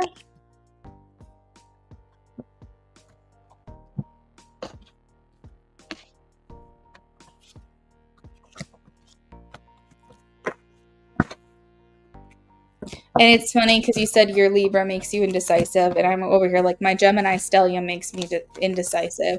You all know all about astrology. We've got the dual sides as well.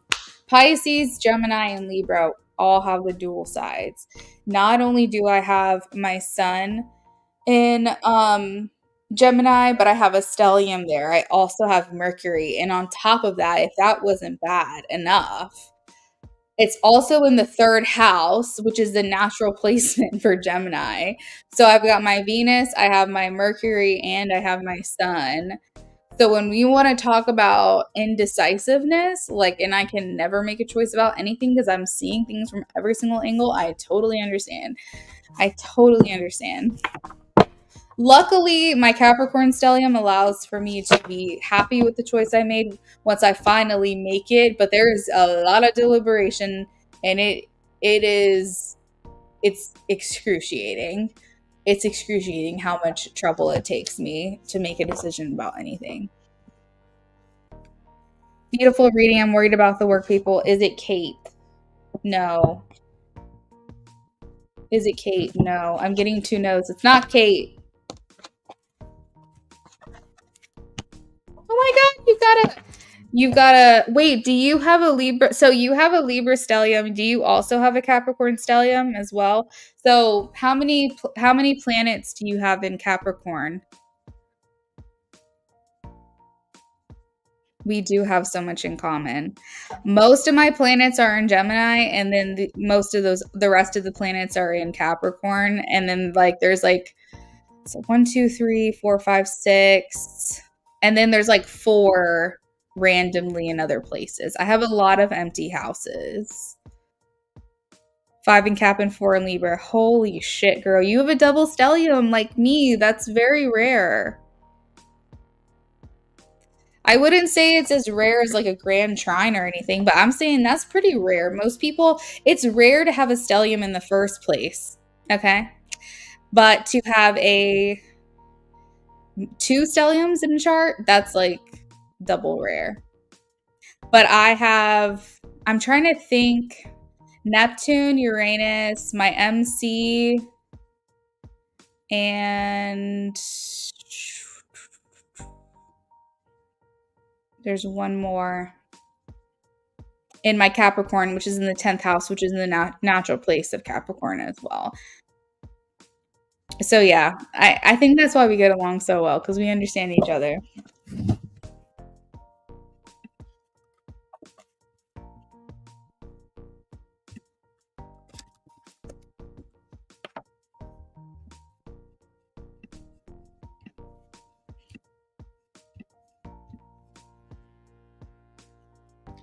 IJ, if you're in here.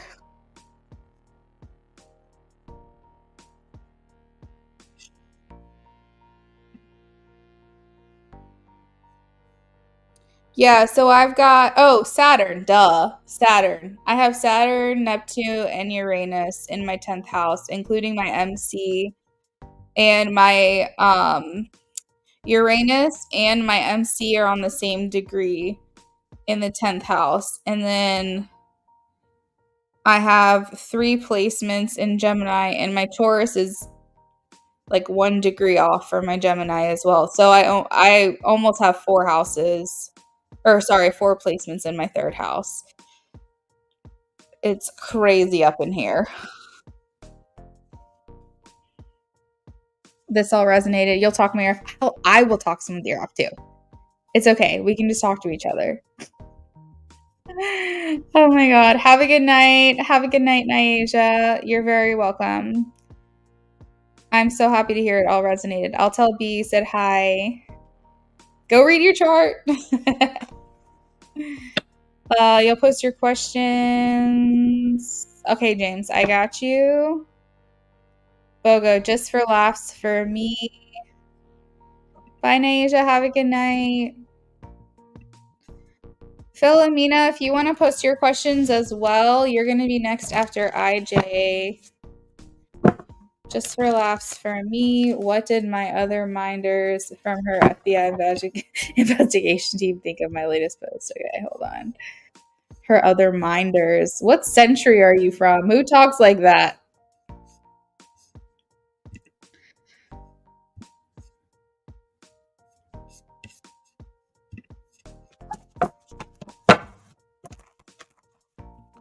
What did other minders from her FBI investigation team think of his latest post?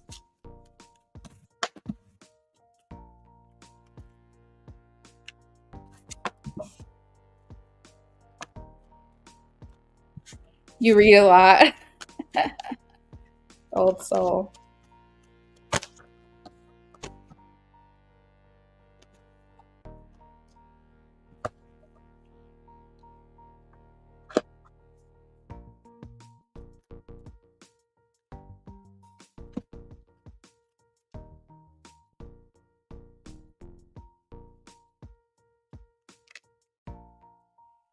Oh, do you really?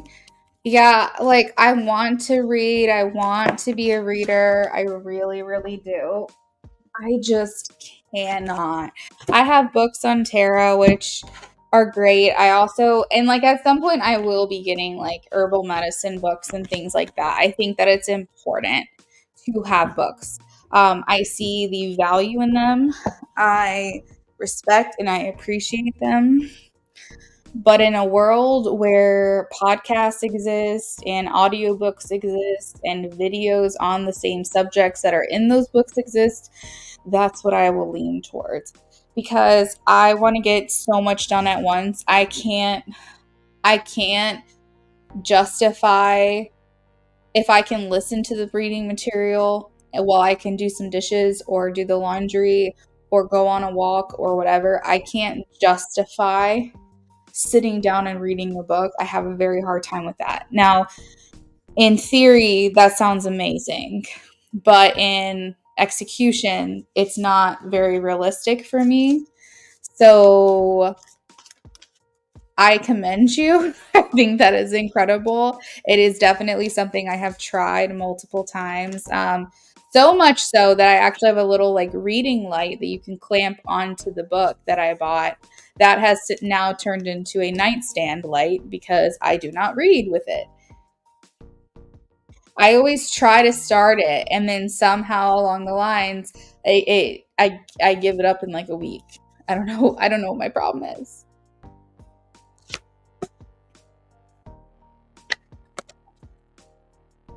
All right. So with the minders, as you call them, I think they're all women. I am getting that there may be some people or one of these women or all of them, I'm not quite sure, but at least one of them is looking at you and definitely seeing the appeal and the attraction. So not that they're going to do anything about it because they feel you're spoken for, but they are understanding why she has like feelings for you. They're looking at you as someone compassionate, very like you have like this energy of respect or being respectful. You also come across cultured, open. Um, you don't seem like the kind of person that judges someone else. So you have by you will judge. You'll make not assumptions about people. You'll give them an opportunity and then you'll decide like who they are. But they basically are saying that you're not the type of person that's going to just judge somebody by how they look. They're getting like we're going back to that deep well type of energy. They're looking at you as someone who has a lot to offer in terms of your intelligence. So I don't know if it's the way you look, if it's the way you dress. I don't know how you're coming across to them in these pictures, or if there's like a caption that feels very thought provoking or philosophical, but that's what you're giving. That's the type of energy. You just seem very refined. That's a really great word. Thank you, Spirit. Cultured, sophisticated. It's not that you're not down to earth. It's just that you give off like this air of there's elevation here. Okay. What did you say in one of your posts? Okay. You have to tell me specifically. What did you say? They're also feeling like you are diplomatic, you are intelligent. There's like this message when I was saying how like you're not going to judge a book by its covers, because I have like this impartial type of I guess archetype that they're picking up from you, where you're kind of like take it or leave it. You don't seem overly attached to anything. You seem like you give enough space to things, like you're respectful. You're not going to sit here and be psycho or obsessive. You just seem like you have a really good head on your shoulders is what they're showing me. They also feel like you'd be if they're judging you by what you look like and by the things that you're posting, they're saying he gives off like a professional person. Like he gives off a just like a good employee, someone who has a good work ethic. You are my elite employee or whatever that TikTok is. Like, I feel like that's what they're saying is they're like, wow, he really seems like he's got his shit together. Like he seems like he has a savings account and he seems like he like pays all his bills on time. You just give off like this vibe. You don't really judge people because there's still parts of yourself where you're still on trial. Oh wow. Yeah. Okay, well maybe they saw that and that's what they're thinking, because that's literally what I'm picking up is that you're like, I don't judge other people. Like I'm going to make assessments about someone, but only until I get to know them. But I'm not going to like have an opinion about them, especially if I don't know them.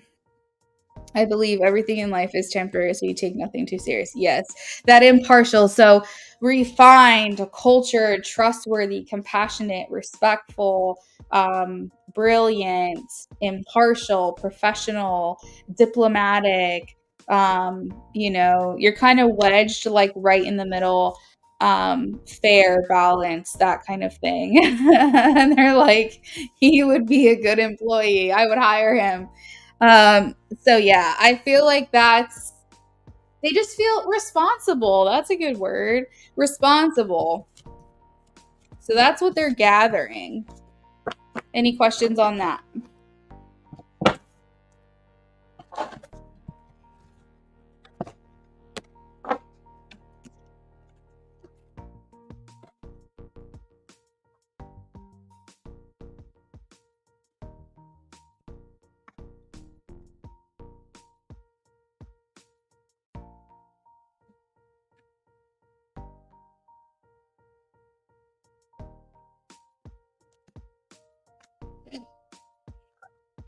Yeah, and so like the friends are kind of looking at you and they're like, I see the appeal. I see why she likes him.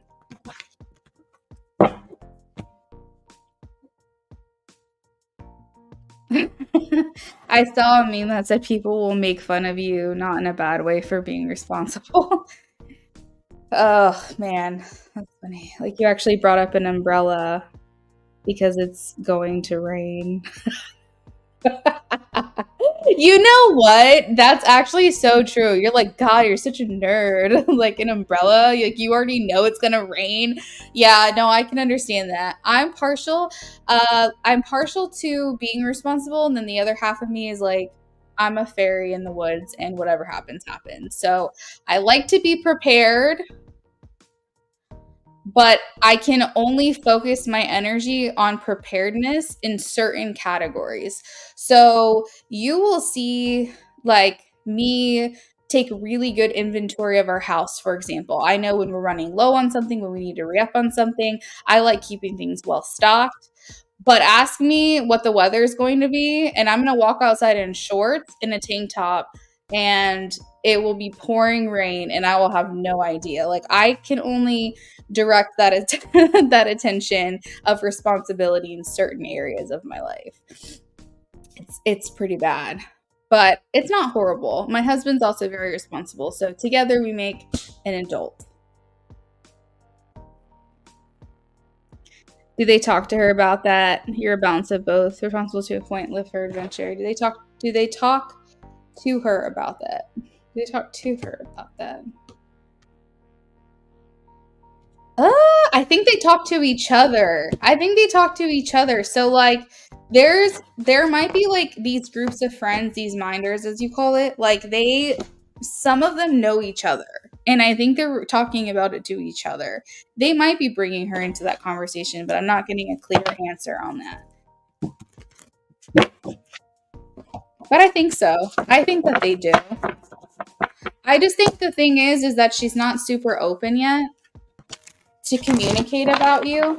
And I think that's partly why they can't feel like they can't really say much. But I think they try. I do think that they attempt to try to pull information out of her.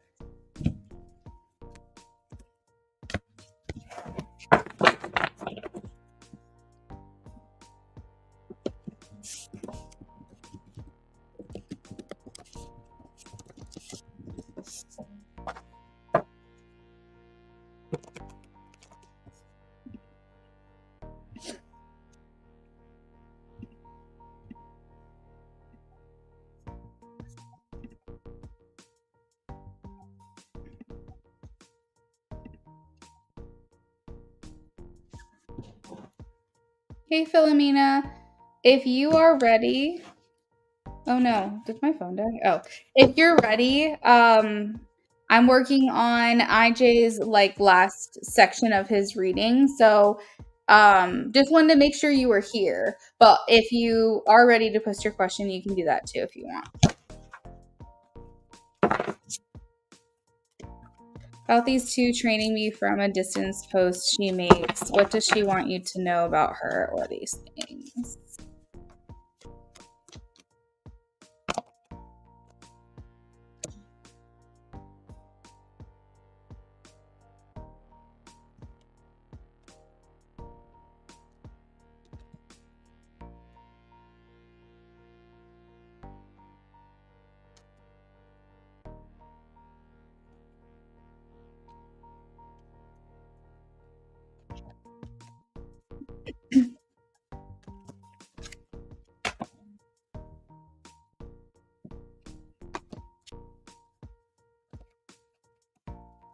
So she wants you to know that she is basically gathering information on what she's witnessed or what she has experienced in terms of what she's looking for and what she's not looking for.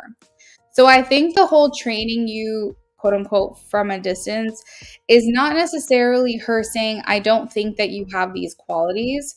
It's more like, I want to make sure you know that this is what I'm looking for.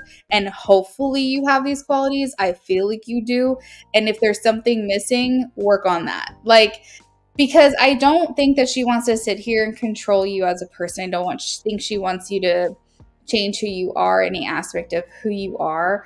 But I think that she likes to put feelers out there to say, if you want to be my husband, this is what I'm looking for. And if you contain or possess these qualities, then continue to pursue me. And if you feel like you're lacking, don't even bother. And if you are pursuing me and you don't have some of these qualities, this is something you would need to work on. She seems like the kind of person who does not settle. She does not seem like the person that will just be like, oh, you're not you're not willing to, put in the effort. That's fine. I'll settle for that. Like, I feel like she's the type of person who knows exactly the type of husband she's looking for. And I feel like it kind of signals to you, in a sense, of being aware of what she's looking for, and kind of, it's not necessarily training, but it's more like preparedness. It's more like preparing you for what she's going to want in a relationship, and can you meet her where she's at and give her what it is she's looking for, just as much as she would pay close attention to you posting about qualities in a wife that you would be looking for. It seems to me that quality is very important to her. She's looking for someone who's a team player. She's looking for someone who is willing to be a partner. We have balance here, Two of Pentacles. So I feel like she's like, I'm not looking to carry someone in life. I'm not looking for someone to carry me. But I would like to have someone where we can lean on each other and we can create a beautiful life together. I feel like she highlights in these things that she shares the key points of what she's looking for in a spouse. And I say spouse because it's like, she's never referred to, like, it's never been boyfriend. Have you noticed? Like, I've never been like, oh yeah, she wants you to be her boyfriend. No, she's like looking for a husband. She's like, I am a wife. I am nothing less. So she is kind of just dropping hints and signals. Interestingly, I don't think this is something that she's posted, but I do think that she wants the person, maybe she does want the person that she ends up dating to know rather quickly if she is someone that he would want to spend the rest of his life with her.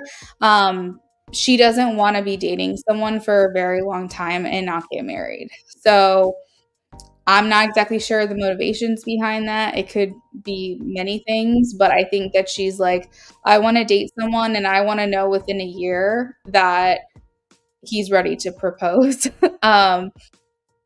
Like, I think she just kind of is saying, if you know, you know, and I don't want to wait too long for someone to like waste my time. That's like a big thing for her. And I do think that she thinks by posting these things, it's helpful for her because it reminds her of what she's looking for, so that when it comes back up in her memories, or if she scrolls back past that video and she finds it, it can just serve as a reminder for her not to settle, and know what it is that she's looking for, know what it is she's seen, she's witnessed, she's experienced, and the place that she would not want to be, and not want to settle for. I feel like it's part of her ways of manifesting the partner and the quality of the type of person that she's looking for.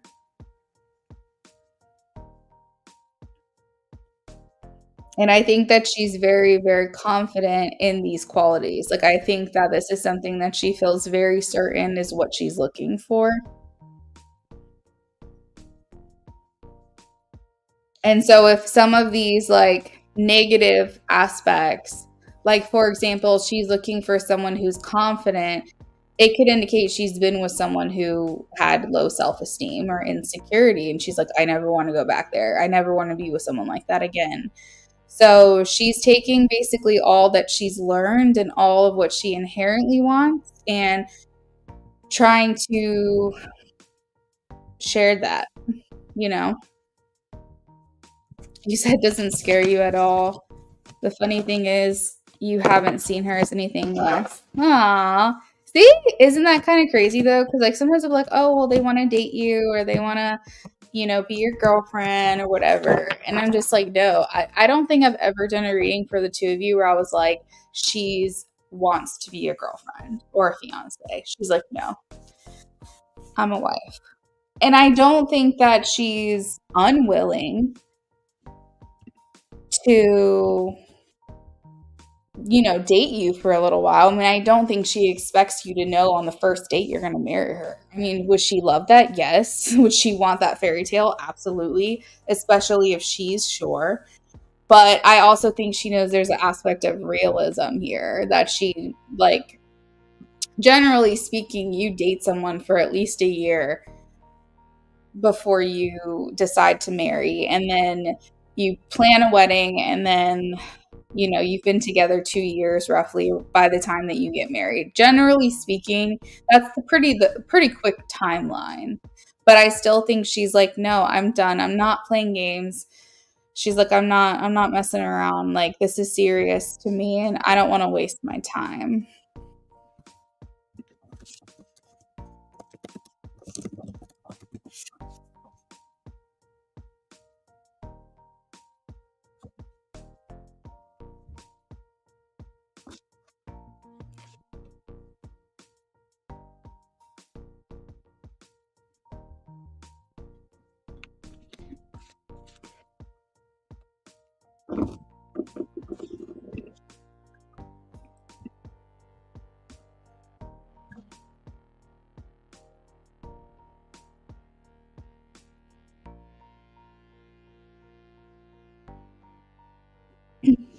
She posted something to that effect in her stories once about knowing on a first date.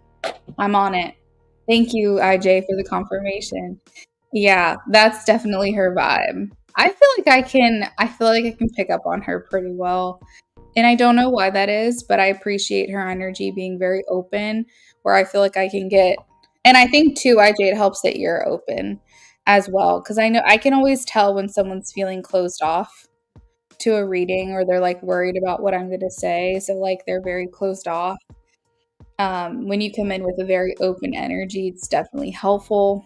But yeah, I think I've pinned or pegged her pretty closely. And I think it's also helpful too when you're able to bring in like real life things, like tell me things that she said to confirm. Um, but yeah, I think that's just who she is. I think she's a romantic at heart, and I think she wants to just know, and she just does not want to fuck around. She like wants to make sure that this is going somewhere. You're welcome, IJ. This is for your friend, and her relationship is Melza going to cheat on Mar with someone from work. Hey, IJ. Okay, Philomena. So I'm doing a reading for your friend. Is she here now, or will she watch this later?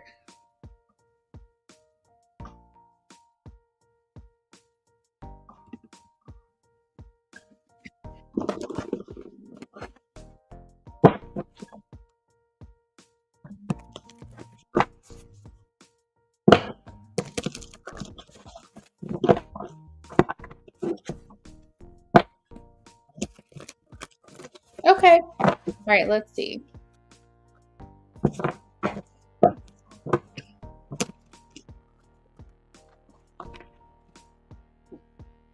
And your friend is Mar.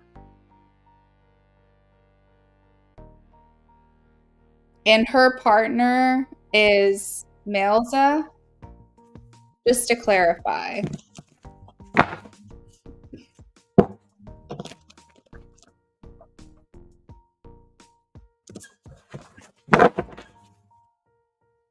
Okay, got it.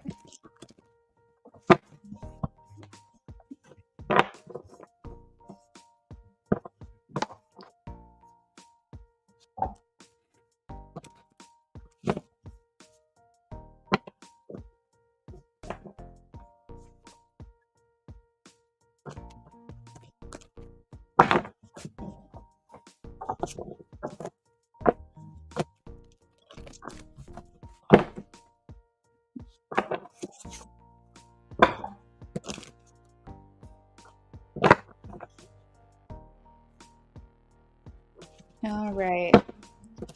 Is Malza going to cheat on Mara with someone from work?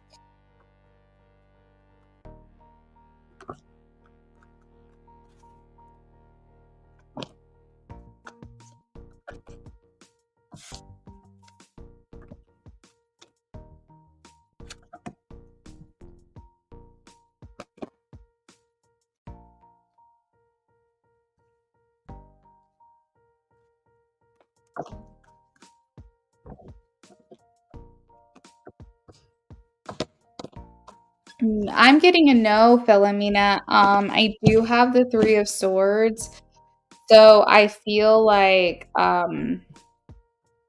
I feel like no. Hope I'm right. The Three of Swords is kind of does indicate like suspicion or worry, especially with the Nine of Swords here. So, like when you get a gut feeling that something is happening behind your back or it's something that you should be worried about. And so I do feel like that feeling is there. But in terms of like a yes, no, I'm getting a no. I hope for the sake of everyone involved, I am right about this and I can only speak to the current energy. So this person does not have any intentions on cheating. Um, but of course, if they're put in a new circumstance, that could shift, that could change. I do see this person being very, very charming. Um, like the Malza person, Malza. I see this person being extremely charming. And like flirting maybe or just kind of laying on the charm very, very thick with people. I think they kind of get off on the fact that other people probably have crushes on them or like the flirting and things like that. And so I feel like there is a level of disrespect that may be happening where they're not respecting their relationship and the boundaries being put on by Mar. So I think that there's always that opportunity for cheating to occur. I don't think it's happening right now, and I don't think there is a plan for it to happen. However, I think that we're just talking about like physical cheating and interaction. It doesn't mean that there's not an emotional affair going on. It doesn't mean that this person isn't overstepping boundaries or crossing lines that may not be appropriate. It just means that I don't foresee any like physical cheating as of right now. But I do see that there's a lot of conflict within the connection. Mar might be getting intuitive feelings that or suspicions that Malza is kind of crossing the line in certain circumstances. I do see here that it is paired with the Four of Wands. So it seems to be that he is committed to Mar. But I worry about the things that he might be hiding that Mar would not be happy with. But there's no physical cheating, meaning like he's not hooking up with someone else, and cheating on her like that. But he could be crossing lines in other ways. And I think he might be. So I don't think your intuition is lying to you. I think that the type of person that he is you're reading that correctly. You're picking up on that correctly. But I don't, and I think the thing is that you wouldn't put it past him to cheat, but I'm not getting that he has. But I think there might be blurred lines in certain circumstances. I think he could be doing something that she might not like, and he thinks, oh, well, it's not cheating, so it's fine. But like, no, you have to give more respect to your relationship than that. So I think that they have to draw lines and like where the boundary is. Is flirting crossing the line? Is, complimenting other women crossing a line? Is texting another woman crossing a line? Like, I think they've got to figure out exactly where their boundary is. He's very toxic and will be looking at girls on social media. She won't leave him, and I think that's why he keeps doing what he's doing. Yes, because there's not a boundary there. That's literally what I've been saying for sure. One of the girls at work asked him if he was single, but he didn't say yes or no. That's what I'm saying, Philomena, is he likes to toe that line. That's why I was saying there's blurred lines here in this relationship. Um, he gets off on women having crushes on him. He gets off on women like asking questions like that. Are you single? Because he likes to make them think that he's available because he likes to keep that like mystery alive. It's kind of something that excites him. He likes knowing that other people want him. So he does the things that he does, and it lacks respect and integrity. And I think your friend may not be getting cheated on in a normal sense, but I think that there could be a lot of boundaries of hers that are being crossed in this relationship. Does that help answer?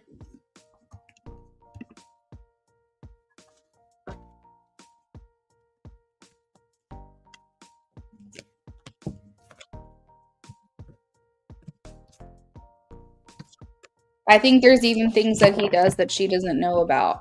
So I don't even know if if she knows to what extent it is that he's doing these things that she may not like, or it may not be comfortable for her.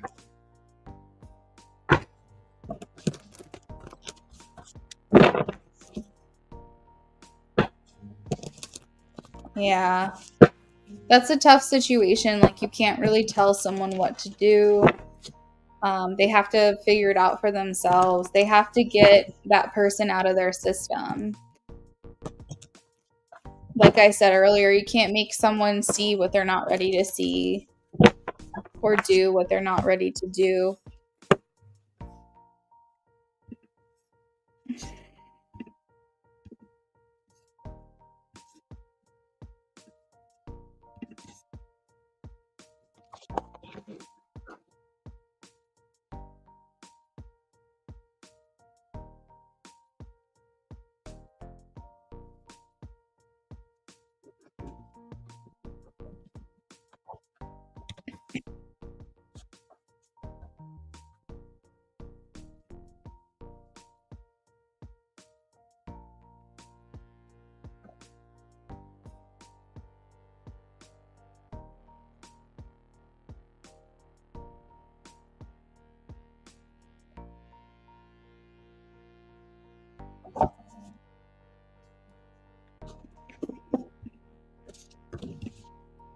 Yeah, makes sense. Okay. Thanks again, Philomena. I'm sorry that's happening to her. I hope she figures out she deserves better at some point.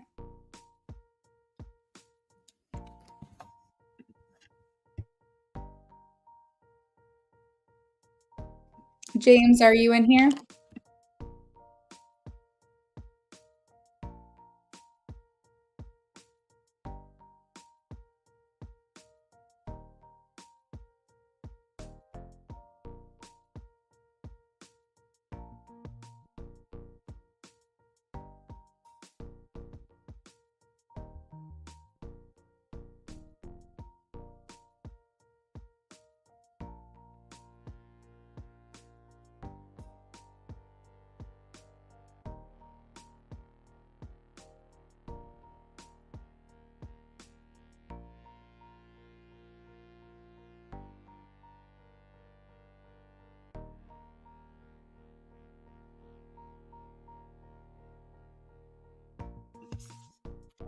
All right, this is for James. He said, Patty channeled messages, love too.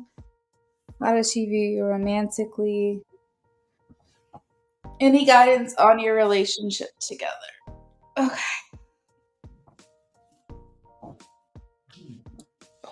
Sorry, I gotta stretch a little bit. Been sitting in the same position for a while. Hey, James. I was just about to message you on Instagram, let you know we were getting started. We're about to get started on your channeled message.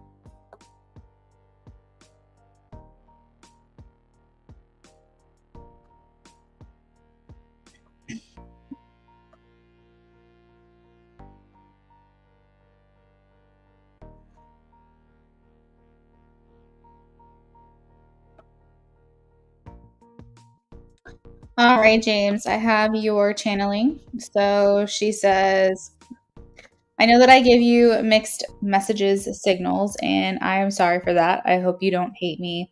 I do lay awake at night from time to time, feeling torn about this connection. I just don't want you to hate me, even though I probably deserve it. I do love you. I just haven't felt like the timing was right yet. I don't know when I will feel that way. I have been a poor friend. I know I haven't been someone that you can count on. I should have treated you better. There's a lot that I wish I could change and fix. All that I can try to do is be more considerate and aware of myself. Get down.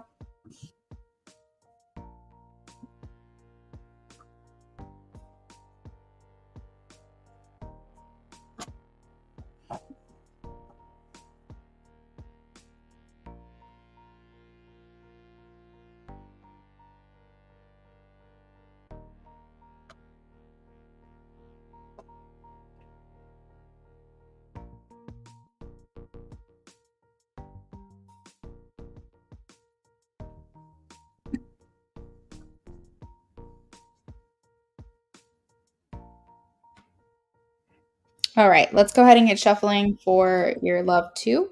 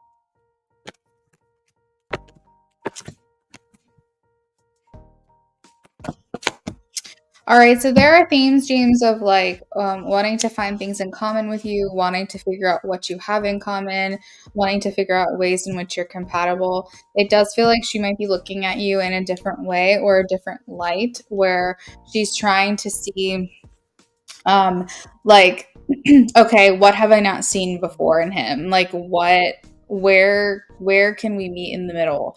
What is it that we both are polar opposites on, but maybe possibly could find a middle ground on?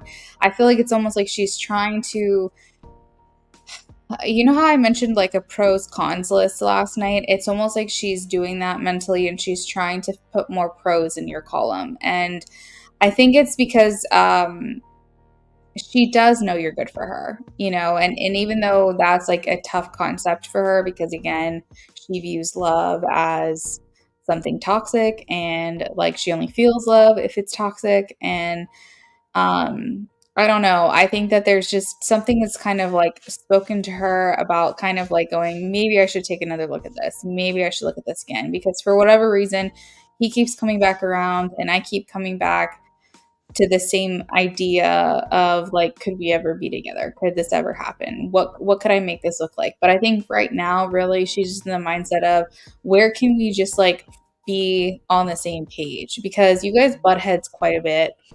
And she's going like, if I can't even be his friend, how can I even be like a partner to him? Like, first I have to see how well we get along in all these other ways. So maybe trying to think more logically about things, I feel, but I do think she's trying to come at this at a different angle with you. So I would love at some point to get some kind of update on what's going on here, because I would love to know like if I'm on the right track with any of this. But again, you don't have to tell me if you don't want to. But I feel like she is trying to attack this from a different perspective. She is trying to look at your connection from a different place. And I think that is probably why the whole like, let's be roommates thing came up first, because I think she really wants to see from a logical standpoint, without putting herself fully out there, what can we do together that can show me how compatible we truly are. I think compatibility is extremely important. That's why the Hierophant is coming through here as her intentions, because I think she doesn't want a strain on your relationship. I think she is looking for some type of sign that you guys can be fine. And while she knows that she's mostly the problem, it's kind of hard for you probably, because you're like, well, any argument we do have is because she's misunderstanding what I'm saying. She's creating these problems. Like, I'm not doing anything wrong. Um, I do get that. But I also feel like she's trying to find ways to not have a strain on their relationship. So maybe she's trying. Maybe she's trying to like not think the worst, or maybe give you the benefit of the doubt, because I do think that your connection deserves that. It deserves her giving you the benefit of the doubt when she's offended by something that you say, to go, hey, instead of being offended, what exactly is he saying? Because maybe I'm just triggered by it and I need to think this through rationally. So, whatever capacity she is able to do that at this time, I think she is trying to.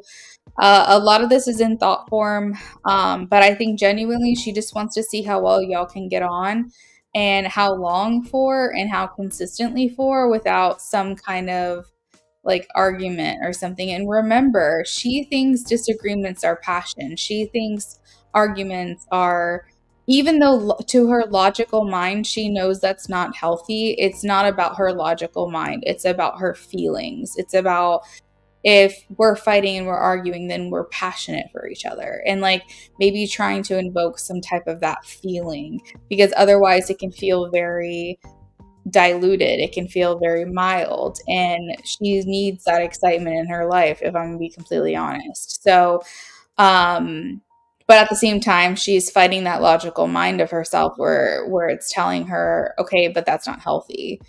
Logically, that doesn't make sense.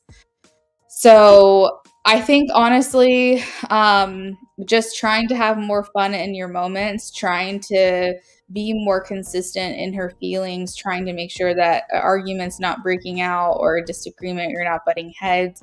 The phone calls and the conversations you have where you're just having fun, goofing off, not taking things too seriously, that is what she likes to do with you. That's how she wants to be. Um, let's see. Any influences? Any blocks? Any new influences? Any new blocks? I will not say there's blocks, but I will say that maybe a mild influence here is that she's more concerned about how she's feeling in this connection than how you're feeling. There is some positive things I can say, is that she is concerned about how you feel, but she's getting to a point where um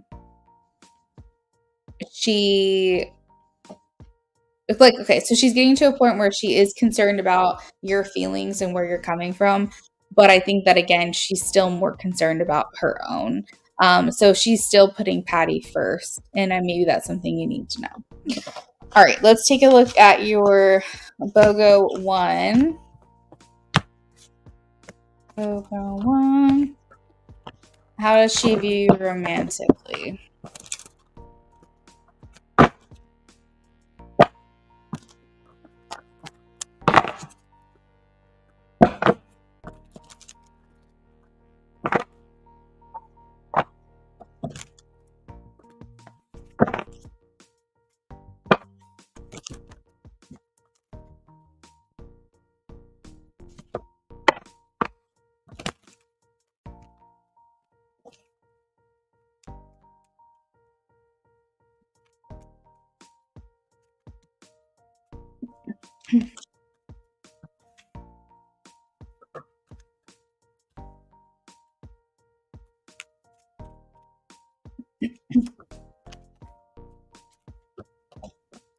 I feel like she's waiting to feel a spark with you, James. I feel like it's not that it's not there. It's just very, very, very like almost burned out. Like, and when I say almost burned out, I don't mean like it's going away. I just mean like, you know, when you light a candle and like the flame is very, very, very small. And if you were to like put oxygen in it, or you would build it up a little bit more with some kind of like kindling or whatever, I feel like then, or tinder, I guess is the word. I feel like then she'd feel, I think she just is like waiting for that thing with you where she feels that spark on a bigger level. It's not that it's not there, and it's not that she can't see that. It's just, you know, I guess there just hasn't been enough nurturing. I think honestly she wants to feel it in her being. She wants to feel like she can't be without you, and that she's just desiring you and thinking about you all the time, and like you're all that she can think about. Like, I feel like she's waiting for that moment, and that moment's not happening. um and it's, again, saying this to you is frustrating for me, because if she does not allow for that to happen, how does she expect it to happen? But I'm just letting you know from her perspective, what I'm picking up is that there is like a fire lit between you guys. There is a spark, but she's waiting for it to be like a roaring fire for whatever reason. She's like, just wants to feel it in her loins, you know? Like, she really wants to know, like, that there's this chemistry that's undeniable, this tension that you can cut, and like, just, I don't know, she's ready to feel like more for you. That would help make her decision. That would help like push her over to the other side. It's like something about needing to feel that passion is what I'm picking up. And so it's not that she's turning you down, and it's not that she's saying no. Just want to be clear. She's just waiting patiently for something like that to happen, for her to feel that way. Um, so, you know, you've always kind of like been there and been around as like someone that she could see herself with. It's just, it's not strong enough yet. So, that is not a bad place to be, James. It just would indicate you turning on that charm or something. Like, I don't know, doing something that's making her feel like that's a spicy stack that I want to climb. You know what I mean? Like, I feel like she needs to feel like something for you, and it's not there yet. But do not let that get you down, because this is a good place to be if you can find a way to make her start feeling that way for you. And I think we have to cut out the whole like, whatever it is you've been doing that's not working, try something else. Try something different when you talk to her. Um, Turn on the charisma. You know what I mean? Like, don't make her feel like she's got you in the palm of your hand. Make her feel like she's got to work for it a little bit. It's not really a game. It's just a matter of like having that charisma, having that thing that's making her going, wait a second, is James hot? I mean, you know he's cute, but is he hot? Like that. That's what I'm trying. That's what we're trying to get, that feeling, you know? So it's not a bad place to be, but she's kind of standing there leaning against the wall going, I'm waiting. I'm waiting for it to happen. Is it going to happen? Don't feel it yet. It could happen, but is it going to? And I'm waiting for it. Because we have the Page of Swords, which talks about like being patient, and then we talk about the Seven of Pentacles, we talk about being patient, and we talk about the Seven of Wands, and it's kind of like just waiting for that moment to happen, and Six of Swords, waiting to get out of this place. So it's like there's a lot of like waiting around, and I feel like she's open to it, but she just doesn't know if it's going to happen. And the reason why I think that there is a flame, maybe not a roaring fire, but the way I think there is a flame or a spark is because the Lovers is here. So there is that, you are in that category of more than friends with her, but not in the sense of like I'm ready to date this person. And I think she wants to feel this passion with you. I think that is kind of how she's viewing things. So let's take a look at your relationship guidance.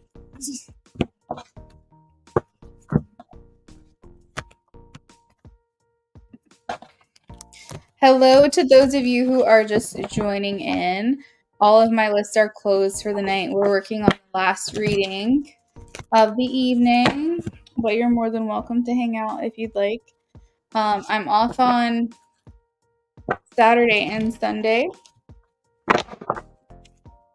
but I work Monday through Friday, so you'll see me live sometimes on YouTube. And then the nights that you don't see me live on YouTube, you will see me doing offline readings over on Instagram if you want to follow me over there. Any guidance for James and their relationship together?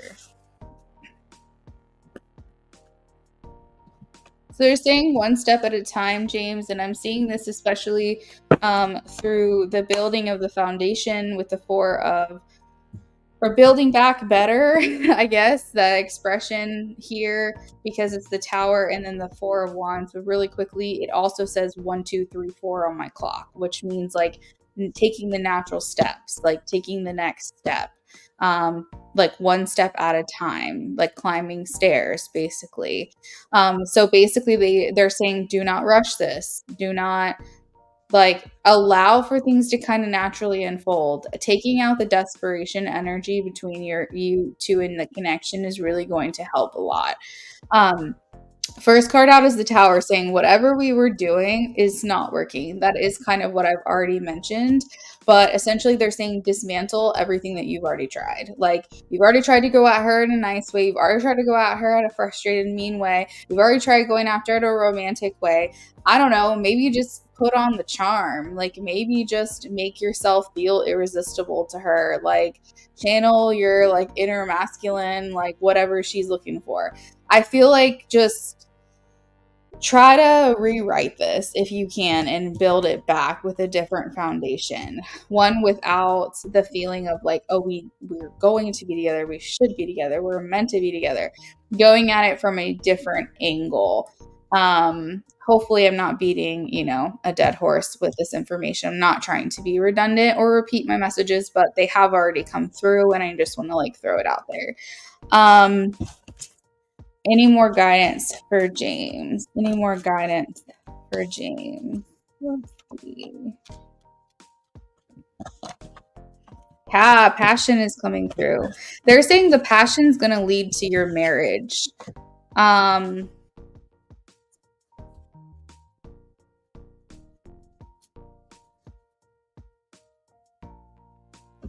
me more about this. Tell me more about this. I feel like you almost have to like not change who you are, like in what you want, but the way that you show up to her, you have to kind of change your your personality, your like change how you're showing up. Perfect example, James. This is a very old example, but do you remember when Steve Urkel changed into Stefan? Not saying you're a nerd, not saying you're Steve Urkel, but I'm saying it's like the same energy where it's like somehow he was able to go from being someone who like was very funny and like endearing and you really liked them as a friend versus someone you wanted to date. I need you to channel your stuff on. That's it. That's the vibe. Like, I feel like she needs to see that there's something more. I feel like you need to tease, flirt, lay it on. Like, that is the guidance here, because they're saying like in like making her feel that passion with you is what's going to take you guys to the next level, is what's going to lead to passion. I think instead of being like, I'm here for you, I think you need to flirt with her. I think you need to like give her some riz, and that word makes me cringe, but that's what I'm trying to say. Instead of fawning over her and making her feel like you'll always be here for her and like you're giving her all that stuff, don't do that. I think get yourself cleaned up. I think put on a nice outfit. I think get out of character, post some pictures, post some thirst traps. I think having a conversation with her where you're not like, I'll always be here for you. I think flirting with her. And I'm not saying be douchey. I'm not saying anything like that. I'm just saying, like, see if you can spark something in her. Because, like, here's the thing. Last night we had a super full moon. I think it was called like the Hunter's moon or something. But it's a full moon in Aries. So this is talking about libido, sex drive, ambition, motivation, masculinity. This is talking about, like, that's the energy that you can pull from. I think what I want is I want Patty to go, who is this man? Because this is not the guy I know. This is like an elevated version of him. Try to see if you can revamp your approach is basically what I'm getting. I'm hearing passion equals marriage. Getting her to that level with you, I think, is going to be very, very valuable. So flirt more, conversate less, if that makes sense. She doesn't want you to simp for her. She wants you to, like, show a different side of yourself that's, like, invoking a feeling within her that she's like, okay, yeah, I can see this. I can see this happening. Do you know what I mean? I hope you know what I mean. And it's interesting because these are messages I've never gotten for you before, so maybe she's more open to this idea. I don't know. But I can't tell if you're in here or not. I keep seeing my participants viewing going in and out. So that's where I'm going to leave it, James. Hopefully you found this enlightening, and I will see everyone next week. Have a good night, everybody.